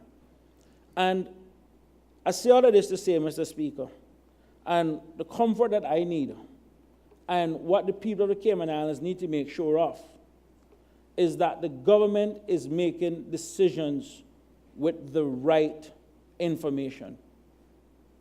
So that is really our job, to make sure. This ain't about trusting them to do the right thing. Because again, Mr. Speaker, the track record of not really completing one major capital project on time and in budget does exist. So again, as I said before, past behavior is indicative of future performance. And all we're saying is, show me that you have the correct numbers. The GDP contribution per BREA, per the BREA report, and per the Economics and Statistics Office, is a $500 million difference. Which one is the government relying on? Is it on the ESO or is it on the BREA? I don't know. But either way, the bottom line, Mr. Speaker, there's a $500 million difference between the two numbers. And we need to make sure that we fully understand what number will be used to generate or justify whatever financing or business model that they're using. Because if the argument is that Cruise is doing $662 million a year, CI, on an average, or $674 million back then as an average, and we are saying that we're getting that, but the people who's coming here are saying that they're leaving that, then which number do we use? $10 million, $20 million difference I could live with, Mr. Speaker. $500 million difference I cannot live with. And these are the kind of questions that we need to have answered. If the business case is predicated, or the model is predicated that is going to be paid for because cruises or passengers are going to be in port 8 hours, when none of the 35 destinations have an average passenger stay of 8 hours. The ship could be in port, but if the passengers aren't coming off and the passengers aren't spending money, because the logic behind that, Mr. Speaker, bearing in mind that a lot of people who take cruises are budget-conscious people, the same will say that if the supermarket was to stay open an extra 2-3 hours, they'll make more money. If I go and speak to the residents of if I go speak to my constituents, whether the supermarket stay open 2 or 3 extra hours or close 2 or 3 hours early, they're still going to spend what they can afford. That is the bottom line. So telling me that someone is going to be in port much longer doesn't mean anything. Also at the same time, Mr. Speaker, and I know that the minister and his chief officers also, I think it was at Sea Trade, that was at March this year, and they were looking at even the next generation of ships coming. And the truth of the fact is, Mr. Speaker, if we want to be brutally honest, the ships that we are planning for now, by the time the dock is built, there'll be another generation of ships that is coming out. You have ships now where they're doing more, because what is happening, Mr. Speaker, is that the demographics of the cruise passengers are changing. People now want more activities on ship. Ships are now being built to have zip lines, rock climbing, all these different activities. That's what they're doing, because at the end of the day, Mr. Speaker, a ship does not make money in port. A ship makes money when it is on the seas. And when they do come off in port, they're basically losing. So there's the competition that we have. So we also need to go out, Mr. Speaker, to make sure that we have enough events, enough attractions to make those people want to come off of those ships. So again, this goes back to where is the plan to make sure that we can get certain things done. And if a passenger, oh, sorry. See if what it is a point of order. Yeah, that's fine. Mr. Speaker, Honorable Deputy Premier. on a point of elimination, if I could just give the member some comfort, I'd be happy to. He raised a very important question. Don't give no way. He got plenty of people up there speaking. You're not prepared to give way? I'll give way. Thanks to the member. Your point is well taken, and it's a very prudent way to look at it.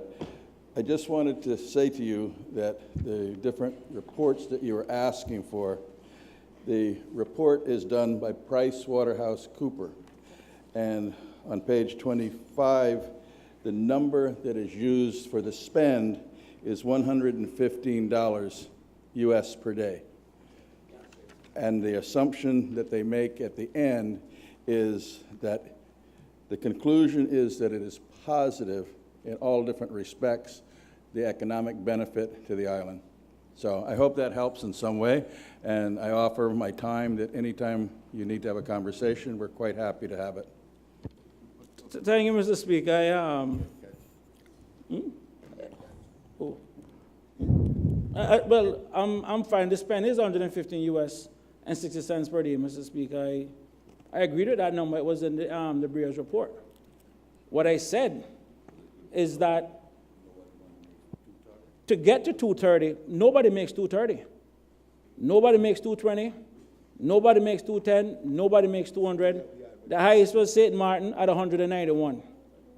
And the rest was then way down below that. So I agree to 115, but what I'm saying is to go out and tell the public you can get to 230 when none of 35 destinations is even gets above 200, I think is very misleading. Disingenuous. Not disingenuous is a strong word. So I just wanted to make sure that we made that clear. So going back again, Mr. Speaker, as I was saying, is that when we also have to consider not just where the tourism product is today, but also where cruise tourism product is going. I also have to admit, Mr. Speaker, for the last 2 years, was the first time globally that cruise tourism had more passengers or more clients than stayover tourism globally. So there's already a trend, Mr. Speaker, in terms of where cruise tourism is going. And our job here, Mr. Speaker, is one, to make sure we get the best deal for the island, and two, as a member of the opposition, is to make sure that the government is using the right information to do their jobs, to make sure they get the right assumptions, so we don't have the same problems that we did in the past. Because I believe, Mr. Speaker, I dare listen to you, even when the school projects was coming up, Mr. Speaker, it's just proving you right in that regard, in terms of the government should have embarked on it at that time. And you saw what happened afterwards. Oh yeah, Mr. Speaker, you know you were right, come on. You can admit you were right. So anyway, Mr. Speaker, the point I'm making in all of this, Mr. Speaker, is that our job is to make sure the public has the right information so they can also be informed, but also that the government is using the correct information to make sure that they are making the right decisions. Another issue I want to touch on, Mr. Speaker, is the overall direction. Now, as I said before, one of the things that we need to look at, Mr. Speaker, is the overall cruise passenger experiences. Because at the same time, we'll also be in the next 5-6 years from now actually competing with the actual cruise ships directly in terms of trying to get people to come off, based on some of the new amenities that they're putting on these ships. So we need to make sure that we have developed the correct infrastructure in between. And the reason why I say that, Mr. Speaker, is that even if we get up to 5 hours and we want to get people going out to the eastern districts, the infrastructure has got to be developed in between to make sure that they have ample time to get out there, come back, and maybe even do a little shopping or something. Again, Mr. Speaker, these are the kind of things that we are hoping to ash out within a national strategic plan that the minister is working on, and also at the same time, what we expect the country to look like. What we can't have, Mr. Speaker, is just to continue down on the system of, well, just trust me to do the right thing. That's not going to happen, Mr. Speaker. And this is where the technocrats and many other people need to step up and do their job.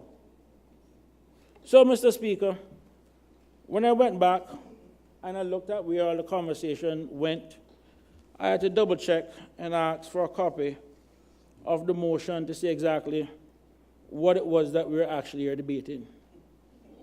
Because everybody went all over the place. I mean, I haven't reached Monaco yet, but I'm still right here. I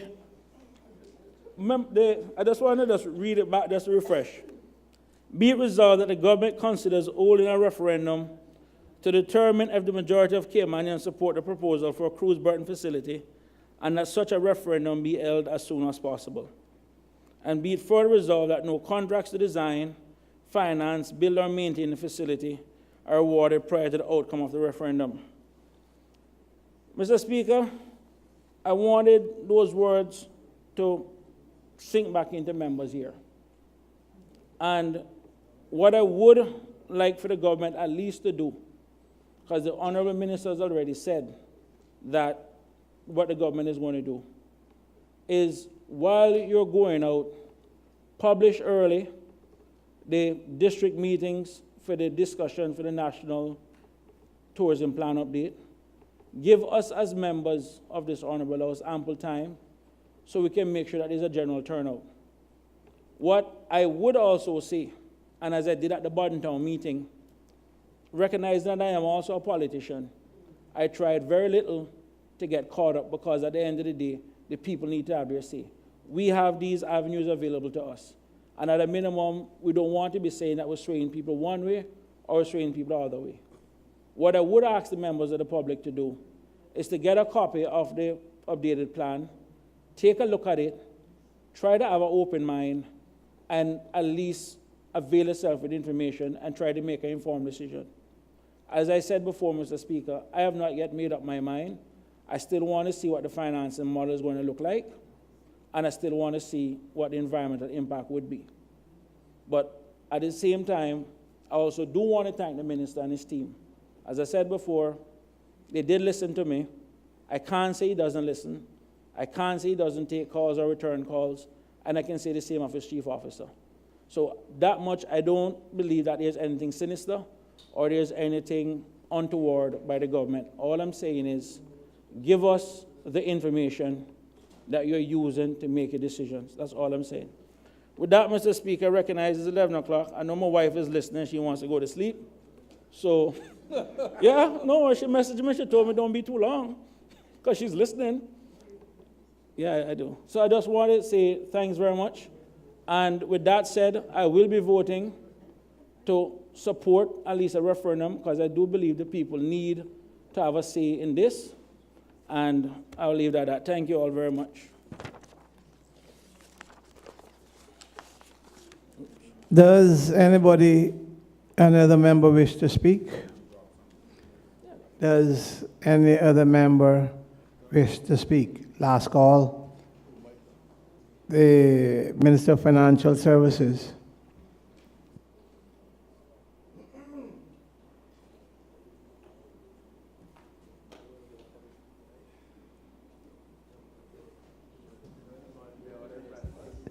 The hour is late, but the tea is still hot. Thank you, Mr. Speaker. Mr. Speaker, I too had not intended to actually speak on this motion.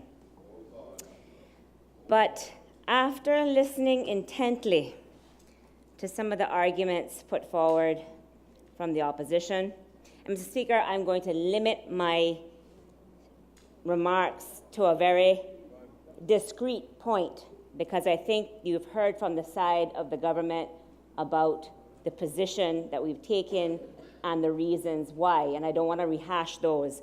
But there's something that I think that's been missing in all of this discussion that the public needs to really be cognizant of and aware of when they consider why the opposition has chosen to bring this motion at this time. So, Mr. Speaker, again, I've listened intently at the arguments from the opposition, and, you know, although in some instances much have been said about the need for and the purpose of a referendum, which is to let the people have their say directly on this issue. If you really listen to, so far, what seems to be the vast majority of the arguments put forward by the opposition is, in some shape or form, in opposition to the government's position to move forward with developing and looking at ways to developing a cruise berthing facility. So, Mr. Speaker, my first question, and I guess the real fundamental question that I have to the opposition is, what is this motion really about? Are you really concerned about giving the people the opportunity to have their say in the form of a referendum, as is being claimed multiple times? Or is this really just an opportunity to capitalize on an issue namely the sentiments expressed by some of the people in the community to have a referendum, which the opposition and members across the aisle may think that they can get some political mileage from. Mr. Speaker, as we've heard during this debate, at least one person in the opposition has cut his political teeth through the OMOV one person, one vote referendum process in 2012. So, Mr. Speaker, is this motion really about giving the people an opportunity to have their say? Or is it more about giving some members across the aisle an opportunity to sharpen those political teeth? Mr. Speaker, again, is this motion really about furthering democracy, as some who have spoken in support of this motion have claimed, or is it purely about trying to extract political advantage on the backs of the people? Now, Mr. Speaker, we have heard, and I'm paraphrasing here, so it's not a direct quote, but we've heard from the member from Newlands in what I thought to be a very succinct and poignant explanation about our role as representatives. He said that elected representatives have been delegated responsibility by the people to represent the people, and that a people-initiated referendum is a way for the people to take back some of that delegated responsibility. We also heard during this debate, by their own admission, that they're not the architects or the promoters of the current gathering of signatures calling for a referendum on this issue. So again, my question, Mr. Speaker, is why is the opposition looking to hijack the process now? Why are members of the opposition jumping on the bandwagon and pushing for a referendum after the fact, after the public has already started to do what is within their constitutional purview to do? So the public need to ask the question, Mr. Speaker, are the supporters of this motion leaders or followers? Are they simply looking to piggyback on a cause that they think may have some political traction? Mr. Speaker, as MLAs, and certainly as the government, the sitting government, and precisely as cabinet, we are bound to respect the highest law of the land, our Constitution, which, Mr. Speaker, contains in Section 70 a clear and express provision for a people-initiated referendum. And, Mr. Speaker, the government must respect that process should the threshold signatures be collected. Therefore, this is not about the government not respecting the people's right to have a say. This is about letting the constitutional process take its course without political interference by the opposition and the independent opposition. So, Mr. Speaker, contrary to what some members across the aisle who have spoken would like for the public to believe, this isn't about the government not respecting the people's right to have their say. The Constitution is very clear. There is due process allowing for a people-initiated referendum. Let the process take its course. Mr. Speaker, we also heard that a referendum is an instrument of empowerment for the people by the people. So again, my question is why, through this motion, is the opposition trying to take back that power from the people after already conceding that they have arguably abrogated their responsibility by jumping on the bandwagon after the fact? Mr. Speaker, by their own admission, we heard that since the government is not supporting this motion, the opposition is going to push for a people's initiated referendum as a result. here again, Mr. Speaker, we have clear confirmation that this motion is simply trying to create an opportunity for political favor by opposing the government. Mr. Speaker, so to answer the member from Georgetown Central question directly, and I just want to recap what that question is. He asked, give me some reason why the government is not supporting this motion calling for a referendum. Mr. Speaker, and unfortunately he's not in the chamber right now to hear the answer to the question, but I hope somebody will relay this to him.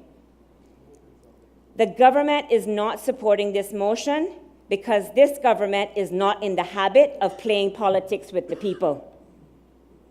Instead, this government respects our people and their constitutional right to call for a referendum on any matter of importance to them pursuant to Section 70 of the Constitution. Mr. Speaker, we also heard from the member from Newlands issuing a warning to the government to listen to the people. Mr. Speaker, I would also like to issue some advice to the members of the opposition. Please do not play politics with the people. If you are truly concerned about giving back some of the delegated responsibility to the people, give the people the opportunity, as is their right, pursuant to Section 70, to chart their own course without political interference. Stop trying to hijack that process through this motion. And so, Mr. Speaker, in closing, and I said I was going to be brief, I want the record to show that the reason that I am not supporting this motion is because I do not support any member of this honorable House attempting to hijack the people-initiated referendum process for political gain. Mr. Speaker, you would know that is exactly what the government of the day was accused of doing by several members of the current opposition during the one-person, one-vote referendum process, when the then government called for the referendum instead of letting the people-initiated referendum process take its course. And Mr. Speaker, this is exactly what the opposition and those supporting this motion is trying to do in bringing this motion forward today. So again, Mr. Speaker, as I outlined in my contribution, there is a clear and unequivocal constitutional process which allows for a people-initiated referendum. The government of which I am a part is bound to respect that process, Mr. Speaker, and I would urge the members of the opposition to do the same. Thank you, Mr. Speaker.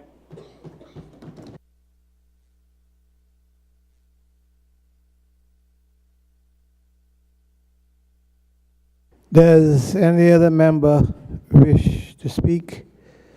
Does any other member wish to speak? Last call.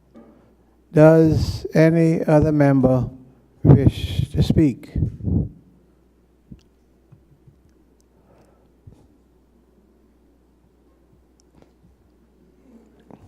If not, we'll call on the Leader of the Opposition to make his reply. The Leader of the Opposition.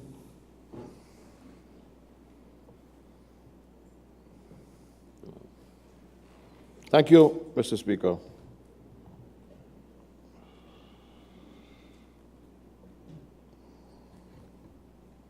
I shall not be long, but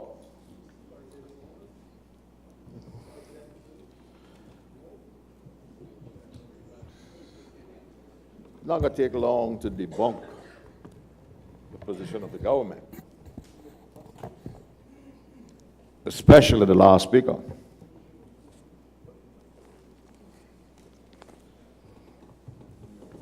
Now, Mr. Speaker, when I moved this motion earlier today, I said I was moving the motion two purposes. I believe the people should have the opportunity to have a say on such a big project. And I had hoped that the debate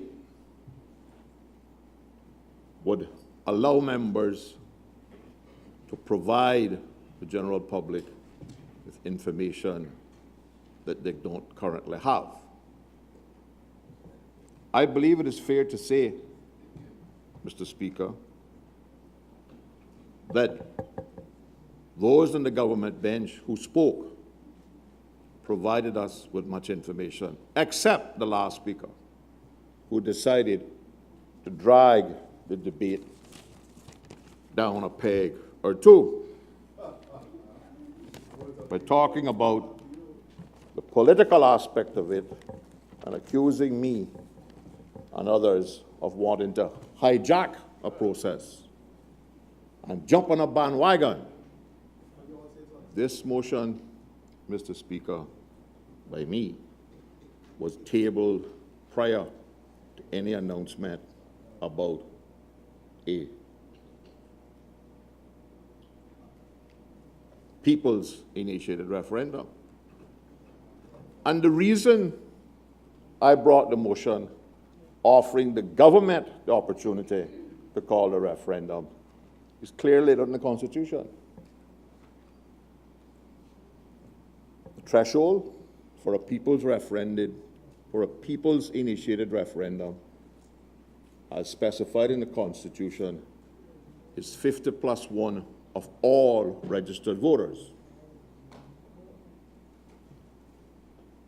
On a government-called referendum, they can set the threshold where they want. They can set the threshold at 50 plus 1 of those who vote, 80 plus 1 of those who vote. And I would have hoped that the government, if they agreed to do the referendum, would have followed the example they set with the referendum on the 2009 Constitution, 50 plus 1 of those who voted. Simple majority of those who voted, plus 1.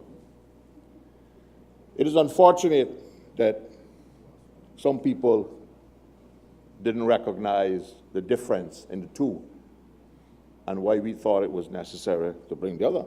However, having been told by the government, by the minister himself, that they are not going to call a referendum, the deputy opposition said he was going to advocate in our group that we support the people's initiated referendum. So, if they want to accuse me of hijacking it, that's fine. But I got documents today that I can give the people that I didn't have before. None of the documents say the things that the government said they say is now, you know. Because, let's get started on those. The minister tabled 2 sheets of paper, which is part of a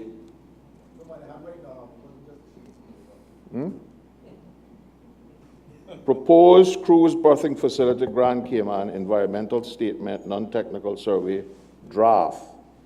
And it says, and I quote, and I agree with him, it says what it says. No significant sediment of the dredging berthing area is expected under typical conditions.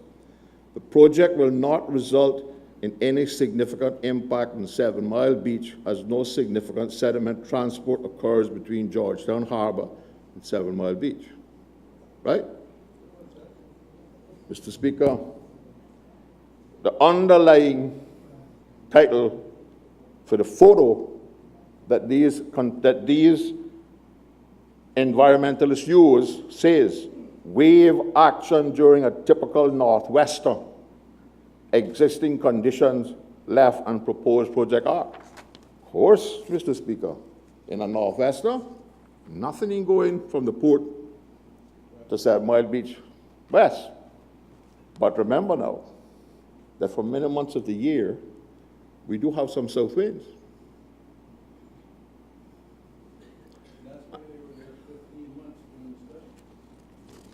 This is the paper you table, sir. Now, Mr. Speaker, let's look at another piece of paper tabled by the minister that relies, and he says, and I must agree with him, that everything that he said that is on this paper is correct, is here. However, Mr. Speaker, there are a couple of paragraphs here that he could have read that he didn't read. And let me tell you why. Because they contradict what he claims the paper says. The paragraph about the very one that he read, talking about the magnitude of economic value, says, having reviewed the ES and technical appendices, the EAB concludes that there are a number of major negative impacts associated with this project, both in the construction and operational phases. Furthermore, many of these impacts, even with the application of recommended mitigation measures, will result in significant negative impacts, which in some instances are permanent and irreversible. All I want the people to know, both sides of the story. Honorable member, that doesn't say the impact on the environment, does it? This is done by the No, the matter that you just read, No, I that didn't. paragraph. Are you suggesting that I left out any word, sir? I'm asking you if that's what you're saying. I didn't say, I didn't make any conclusions. I read a statement, Mr. Speaker. I read what's in the paper. It says instances are permanent and irreversible. I didn't qualify it. I read what was there. For the edification of the speaker then, you're not saying that this is saying that there is environmental, Mr. this is Speaker, an I repeat, environmental factor. I draw no conclusions from what I read. I read what was there. I simply said that there were paragraphs in the document presented by the Minister of Tourism that did not entirely support what he said. That's all I said. Carry on.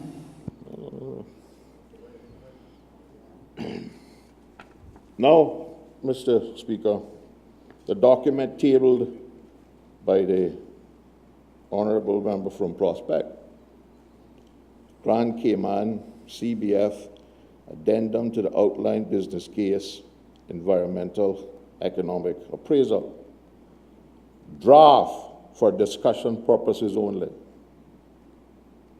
Are we to rely on the numbers in this? This is simply a draft document for discussion purposes. Is this the final document?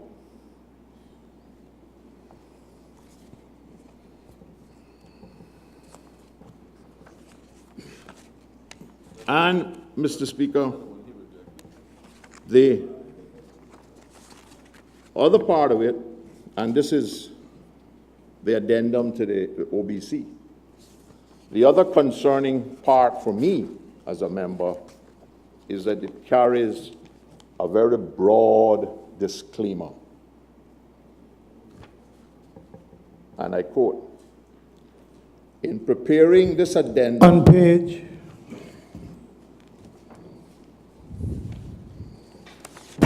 there's no page number, Mr. Speaker, but the top of it is entitled Important Notice, Basis of Preparation, Disclaimer. Are you reading from the Grand Cayman CBF? I'm reading from this document that has orange picture in it. It says Grand Cayman CBF, and it, Addendum to outline business case? yes, cruise berthing facility, addendum to the outline business case draft. On the top of the page, then it says important notice. Can I be provided with a copy before you read that, sir? Mr. Carter? Huh? He has a copy, but maybe his is different from mine. I don't know. It says that when I have the draft, you know. There could be many different forms of this document floating around, I don't know.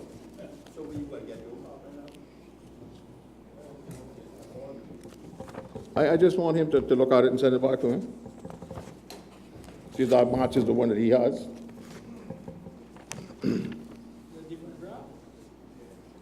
That's what it's the same maximum I'm asking him. I don't know. I didn't table it. Same document.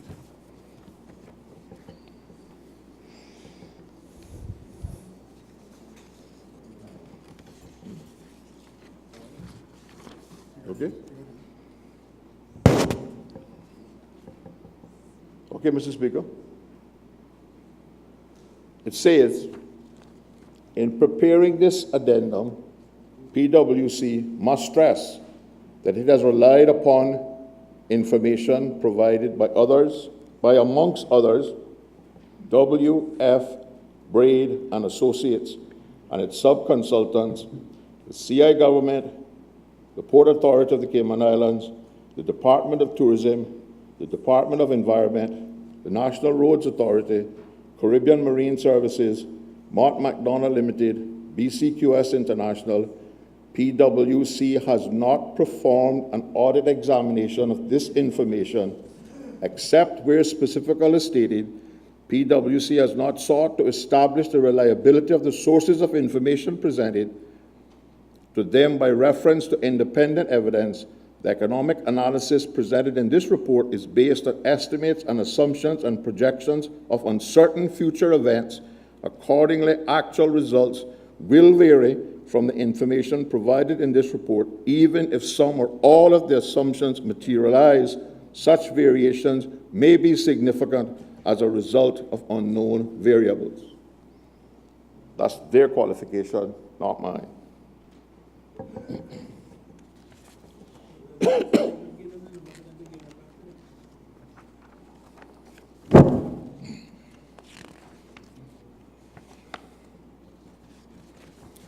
But since the government relied on it, I will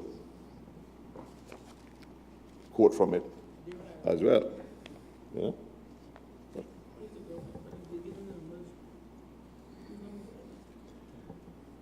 On page 5,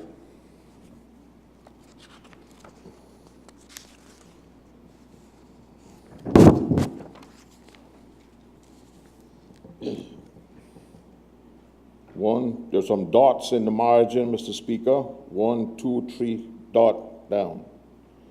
The assumption that each passenger will spend a further $8 to $6 per person on non-diving activities is also hard to reconcile with the very available evidence on total spending by cruise passengers, as noted in the OBC, and the evidence from BREA reports suggests that an average total spending is US $94, much less than that assumed in the EIA. The ESO estimate of CI $84 is broadly consistent with the BREA report. So, Mr. Speaker, the numbers in here are very suspect. Because, Mr. Speaker, let's look at the BREA report.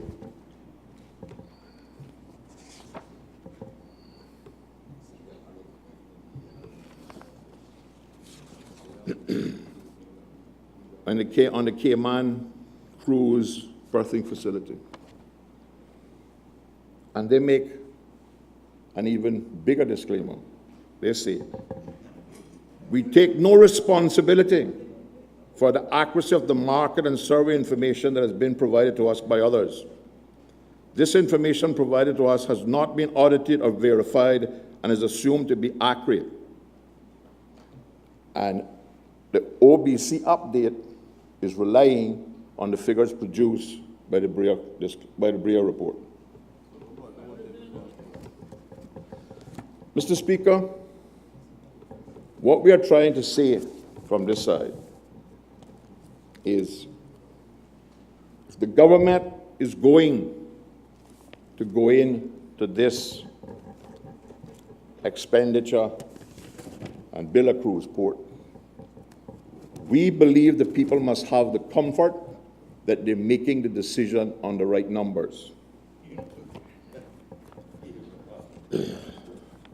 Because, Mr. Speaker, we heard about if we build a cruise dock, the ships are going to stay 4 hours longer.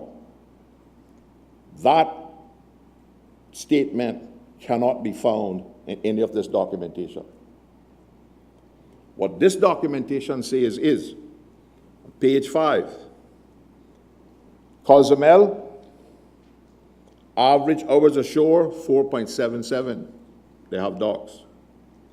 St. Martin, average time ashore, 4.68 hours. They have docks. U.S. Virgin Islands, average hours ashore, 4.32. They have docks. Cayman Islands, no dock. Average hours ashore, 4 hours. Because, Madam Speaker, Mr. Speaker, sorry.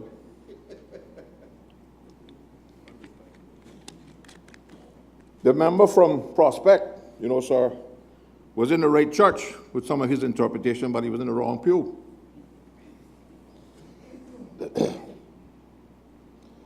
Because he talked about the good Lord putting us in the right place geographically. I agree with him. What he didn't continue on to say is that the departure of any cruise ship from this country is not related to whether we have a pier or not. It is not related to anything going on in this country. It is entirely related to the estimated time of arrival at the next port. Because, and weather predictions and everything else. And the reason they can't stay here longer than they're doing now is because of the estimated time of arrival in either Cozumel or Jamaica, whether it be Ocho or Montego Bay or Falmouth. Is because they leave to arrive there early in the morning. They can't stay in Cayman until 8, 9 o'clock at night and get into Cozumel 2, 3 o'clock in the evening. Because they would have to add a day to their journey because the people have bought to spend time in Cozumel, equal to so Jamaica. That's why most of them going that way can leave an hour later than those going that way to Cozumel. That's not going to change. Those departure times and estimated times of arrival in the next port are predicted and decided before they leave the home port of Fort Lauderdale because they have a plan. The other reason that they like, exactly, the other reason that they like to travel, particularly from Cayman to Cozumel at night, is weather. Because I didn't spend a lot of time at sea, but I spent enough time with it going get rough, and I guess he's sick. And I can tell you that the majority of the people taking that cruise, if they're on deck going down in the Yucatan and they get into a northwester and that water start to come over her bow, they're going to take down the Titanic, they like to jump overboard. That's why they travel at night while they're sleeping. And they have all them stabilizers to keep the boat from rocking and all that. They don't even know it's rough. Building a pier in Cayman ain't going to change any of that.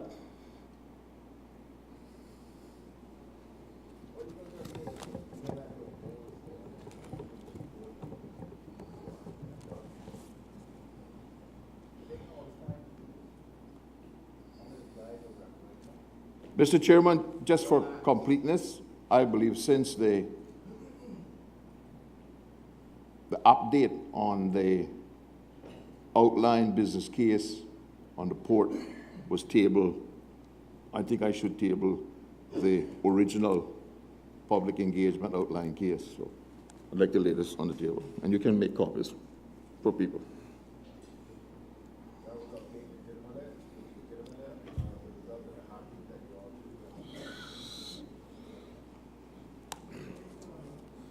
The Only member I heard talking about if you say it often enough, people believe it, you know. And you know who that quotation was?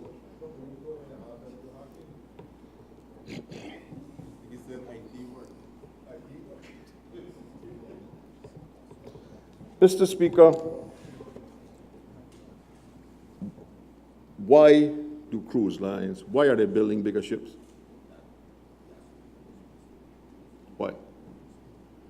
They're building bigger ships because they can carry more people and because they have space on board to put more things for passengers on the ship to do. Now, Mr. Speaker, I don't know about anybody else, Mr. Speaker, but when I go on vacation, I know what my disposable income is. I know what I can spend. The fact that my wife keeps me in a shopping mall an extra 2 hours, I'm not spending no more money than what I plan to spend, right? And using the minister's theory that because people are here longer, they will spend more money. I don't believe if he saw somebody in the supermarket and they came in to spend $100, because he managed to lock the door and keep them in there for 3 hours, they're gonna spend $300. So.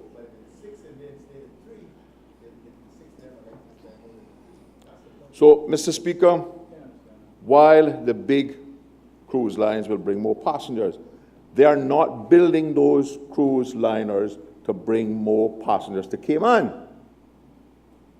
They are building those because of economies of scale, and they can keep the cost of a cruise down, and therefore they are attracting people of the lower economic level. Go down by the cruise dock and watch people going backboard. They don't have no plastic bags in their hand with anything to bought, you know. And if you listen to them, you'll hear, well, no, we were in Montego Bay last night, and we bought a T-shirt there for $8, and then here they're 12 and 14, you know. I hear they're cheaper in Cozumel, so let's wait till we get to Cozumel to buy more T-shirts. Those are the kind of evaluations that judgment do. We hear the biggest complaint about Cayman as a cruise destination is the cost of everything. And the unfortunate thing is that it is not the Caymanians who's sending up the cost. It is the cruise industries. And if we allow them to have leverage over us because we built a pier that they somehow guaranteed or financed, trust me, they are going to increase the percentage that they want from the tours, and our people are going to be worse off. And we can't allow that. We can't stop them now from doing it when we don't have no pier and we don't owe them any money.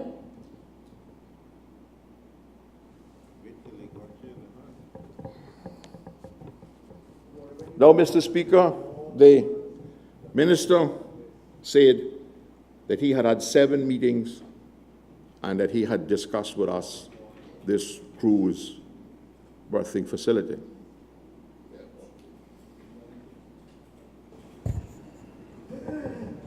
Mr. Speaker. Hey, Honorable Deputy Premier.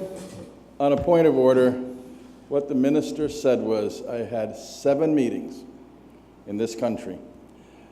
I invited everybody in the public to come and talk about tourism. We also had a meeting for the opposition in the government building, and the opposition and the independent came.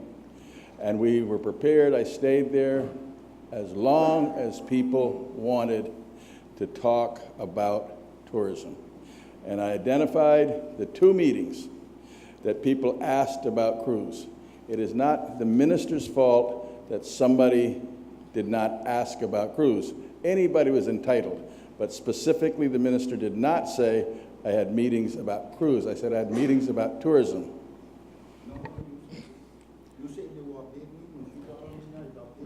Mr. Speaker, as I recall, the presentation for the opposition was on the tourism plan.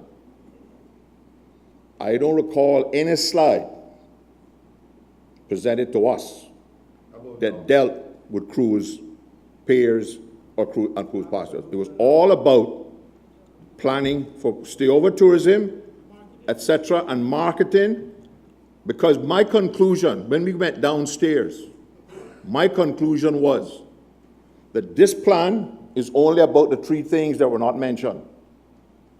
What were the three things that were not mentioned? Cruise port in Georgetown, cruise port in Cayman Brac, and airfield Little Cayman, airport Little Cayman. They were not discussed with us. When we attended Cabinet, I think it was the 25th of July, 2017, we specifically asked in writing for get presentations on the cruise facility and the airport. And to this date, we have gotten neither. We have never been invited to tour the airport to see what's going on. We have never been shown the plans. We have never been told anything about it. We have never been briefed on anything to do with this cruise facility. We have had to find the information that I have here today by whatever method we could. We went on the website, we took down all the stuff we had. All we are saying, Mr. Speaker, is the public needs the information. The public is getting a lot more information from this debate today, and the fact that we, as announced by the minister, are going to lose the vote and the government is not going to have the referendum, I believe I have succeeded in getting information to the public that was not there before. And I believe that that is going to raise some concern. All we are saying is we need to make sure, one, from my point of view, that we're addressing the correct problem. All of the information that I have, i.e. complaints about Georgetown Harbor from cruise tourism, from cruise passengers, is not that we must have a pier. I agree that the cruise ships have always and will continue to put pressure on the government to invest money that we can't afford into a pier that we don't need, so they will have leverage over us that we don't have now. That is my concern. If we build this pier, and we haven't, the EIA itself says that building the cruise ship, the passengers are not going to get off any faster because they have to go through the same process. And instead of coming on a tender, they got to walk to the shore. What we need, the problem is how the passenger gets on and off the ship. It is my understanding, several years ago, that the cruise that was proposed to the cruise industry, they accepted putting a clearance on board. I understand that the Port Authority may even have invested some money in it and have certain equipment in storage, but we're not using it. Kind of the same thing with the fingerprint equipment. Because, Mr. Speaker, I believe that even if we build a pier, we still are going to have to address these other things.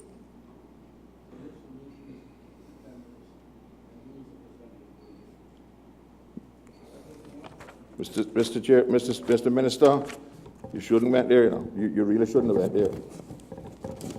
I'm not suggesting that we lose anything.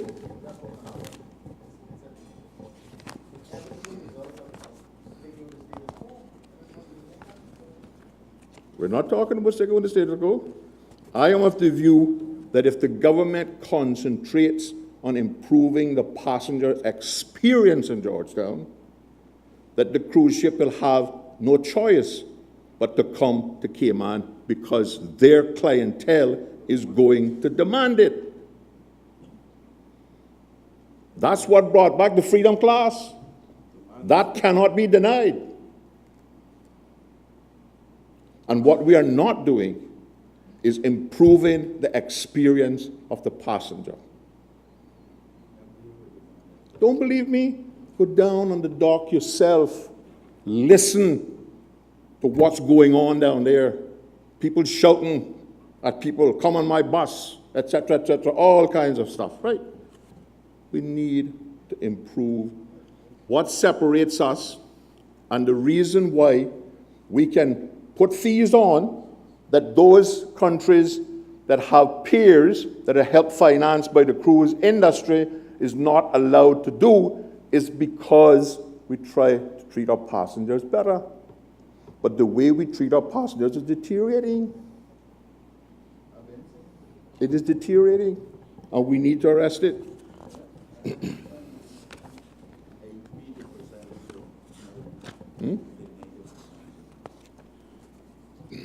The same document that I was quoting to a while ago about that we say we're going to lose all of this, the minister of the view that if we don't build this pier, we're going to lose all these passengers.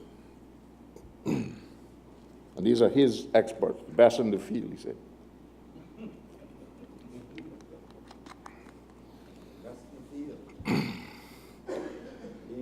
Percentage of passengers disembarking, Cozumel, 85.4%.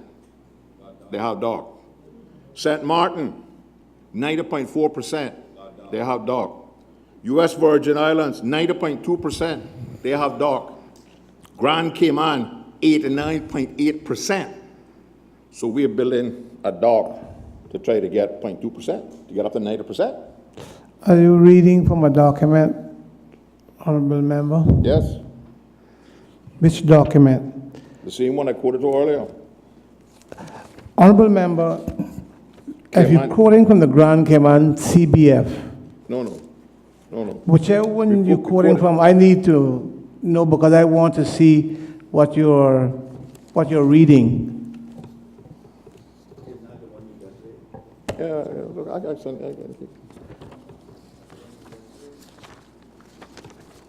Is not the Grand Cayman CBF addendum to the outline business case? This is their.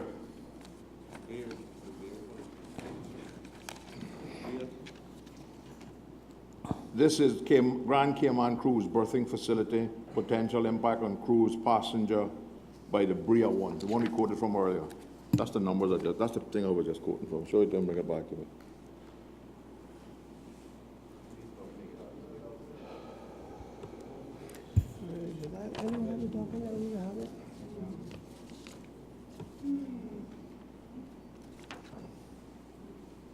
I don't have this document. This one.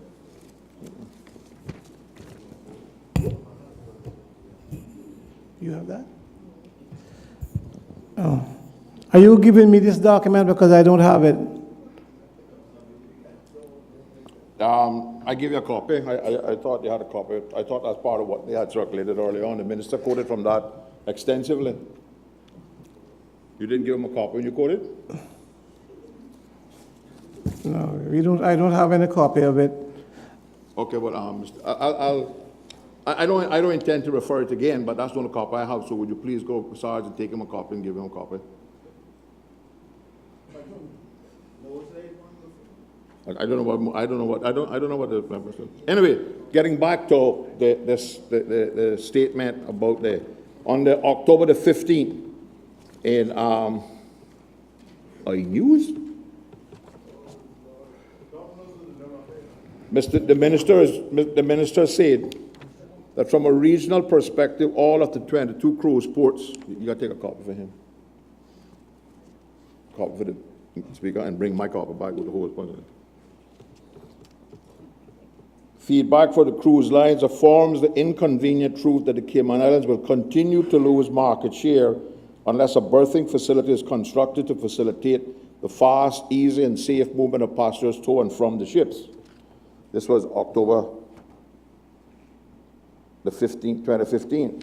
And since that, he has consistently informed this honorable House that we're averaging 3+% per month, per year, over the year before. So since that, we've gotten up to, we've added about 15% over 2015 with no pier. 15%. Yeah.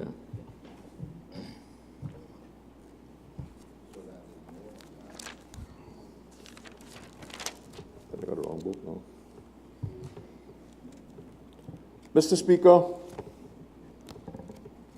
there are many other contradictions within the documents that I could point out, but the hour is late, and pointing those out any further is not likely to change the mind of the government So but I would suggest that all members of the government, because I make it a habit of reading people's expressions, and I can see that across there, not too many people have read these documents in the details that I have.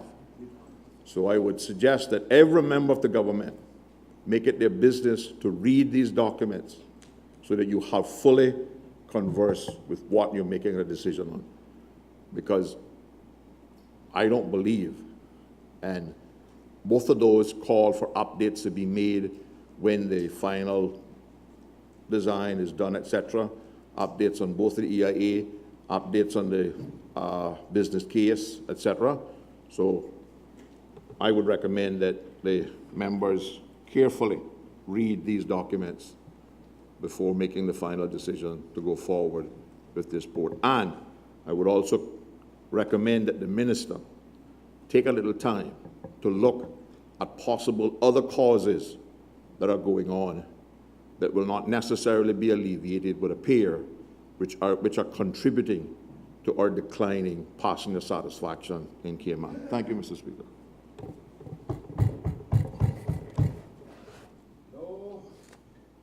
The question is, be therefore resolved that the government consider holding a referendum to determine if the majority of Caymanians support the proposal for the cruise berthing facility, and that such a referendum be held as soon as possible, and be it further resolved that no contracts to design, finance, build, or maintain the facility are awarded prior to the outcome of the referendum. All those in favor, please say aye. Aye. Those against? No. The noes have it. Mr. Speaker, could I have a division, please? Division, Honorable Alden McLaughlin. No. Honorable Moses Kirkconnell. Honorable Juliana Connor-Connolly. Honorable Dwayne Seymour.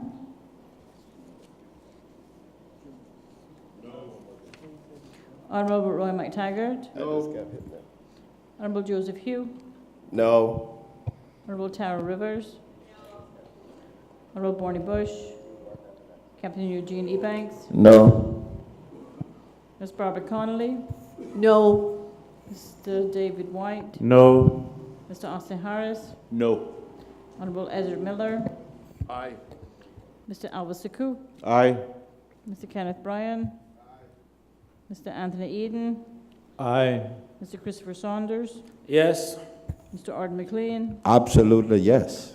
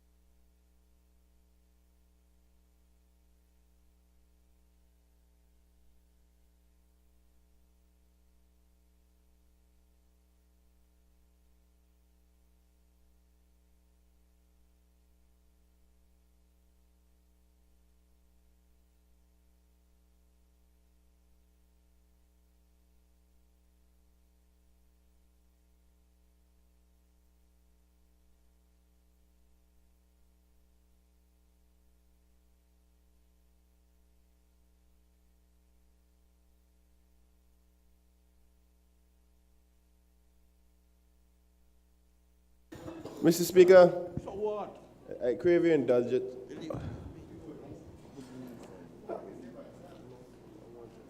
the results of the division, 6 ayes,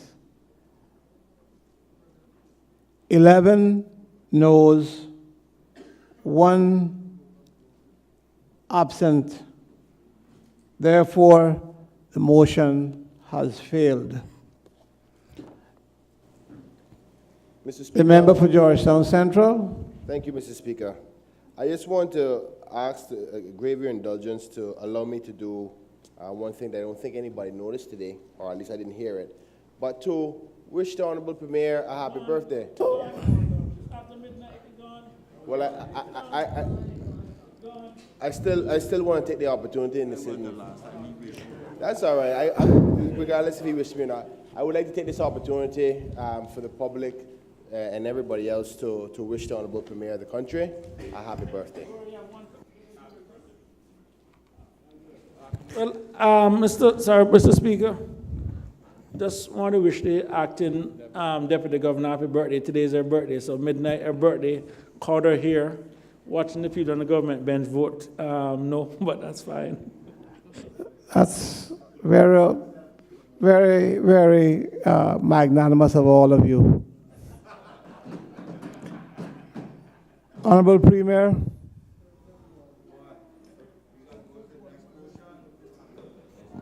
Thank you, Mr. Speaker. One motion. Mr. Speaker. I'm just, sorry, Premier, getting an intervention. Are you asking something, member from East End? Yes, Mr. Speaker, I'm wondering if the next order on the paper is not the motion. Mr. Speaker, it is now Friday, the 7th of September. It is government business first. We can proceed if the order paper is ready. Well, let's get the order paper in. Honorable members, it is now 12:30. I don't think that honorable members are that serious about getting order papers at this point in time, an hour.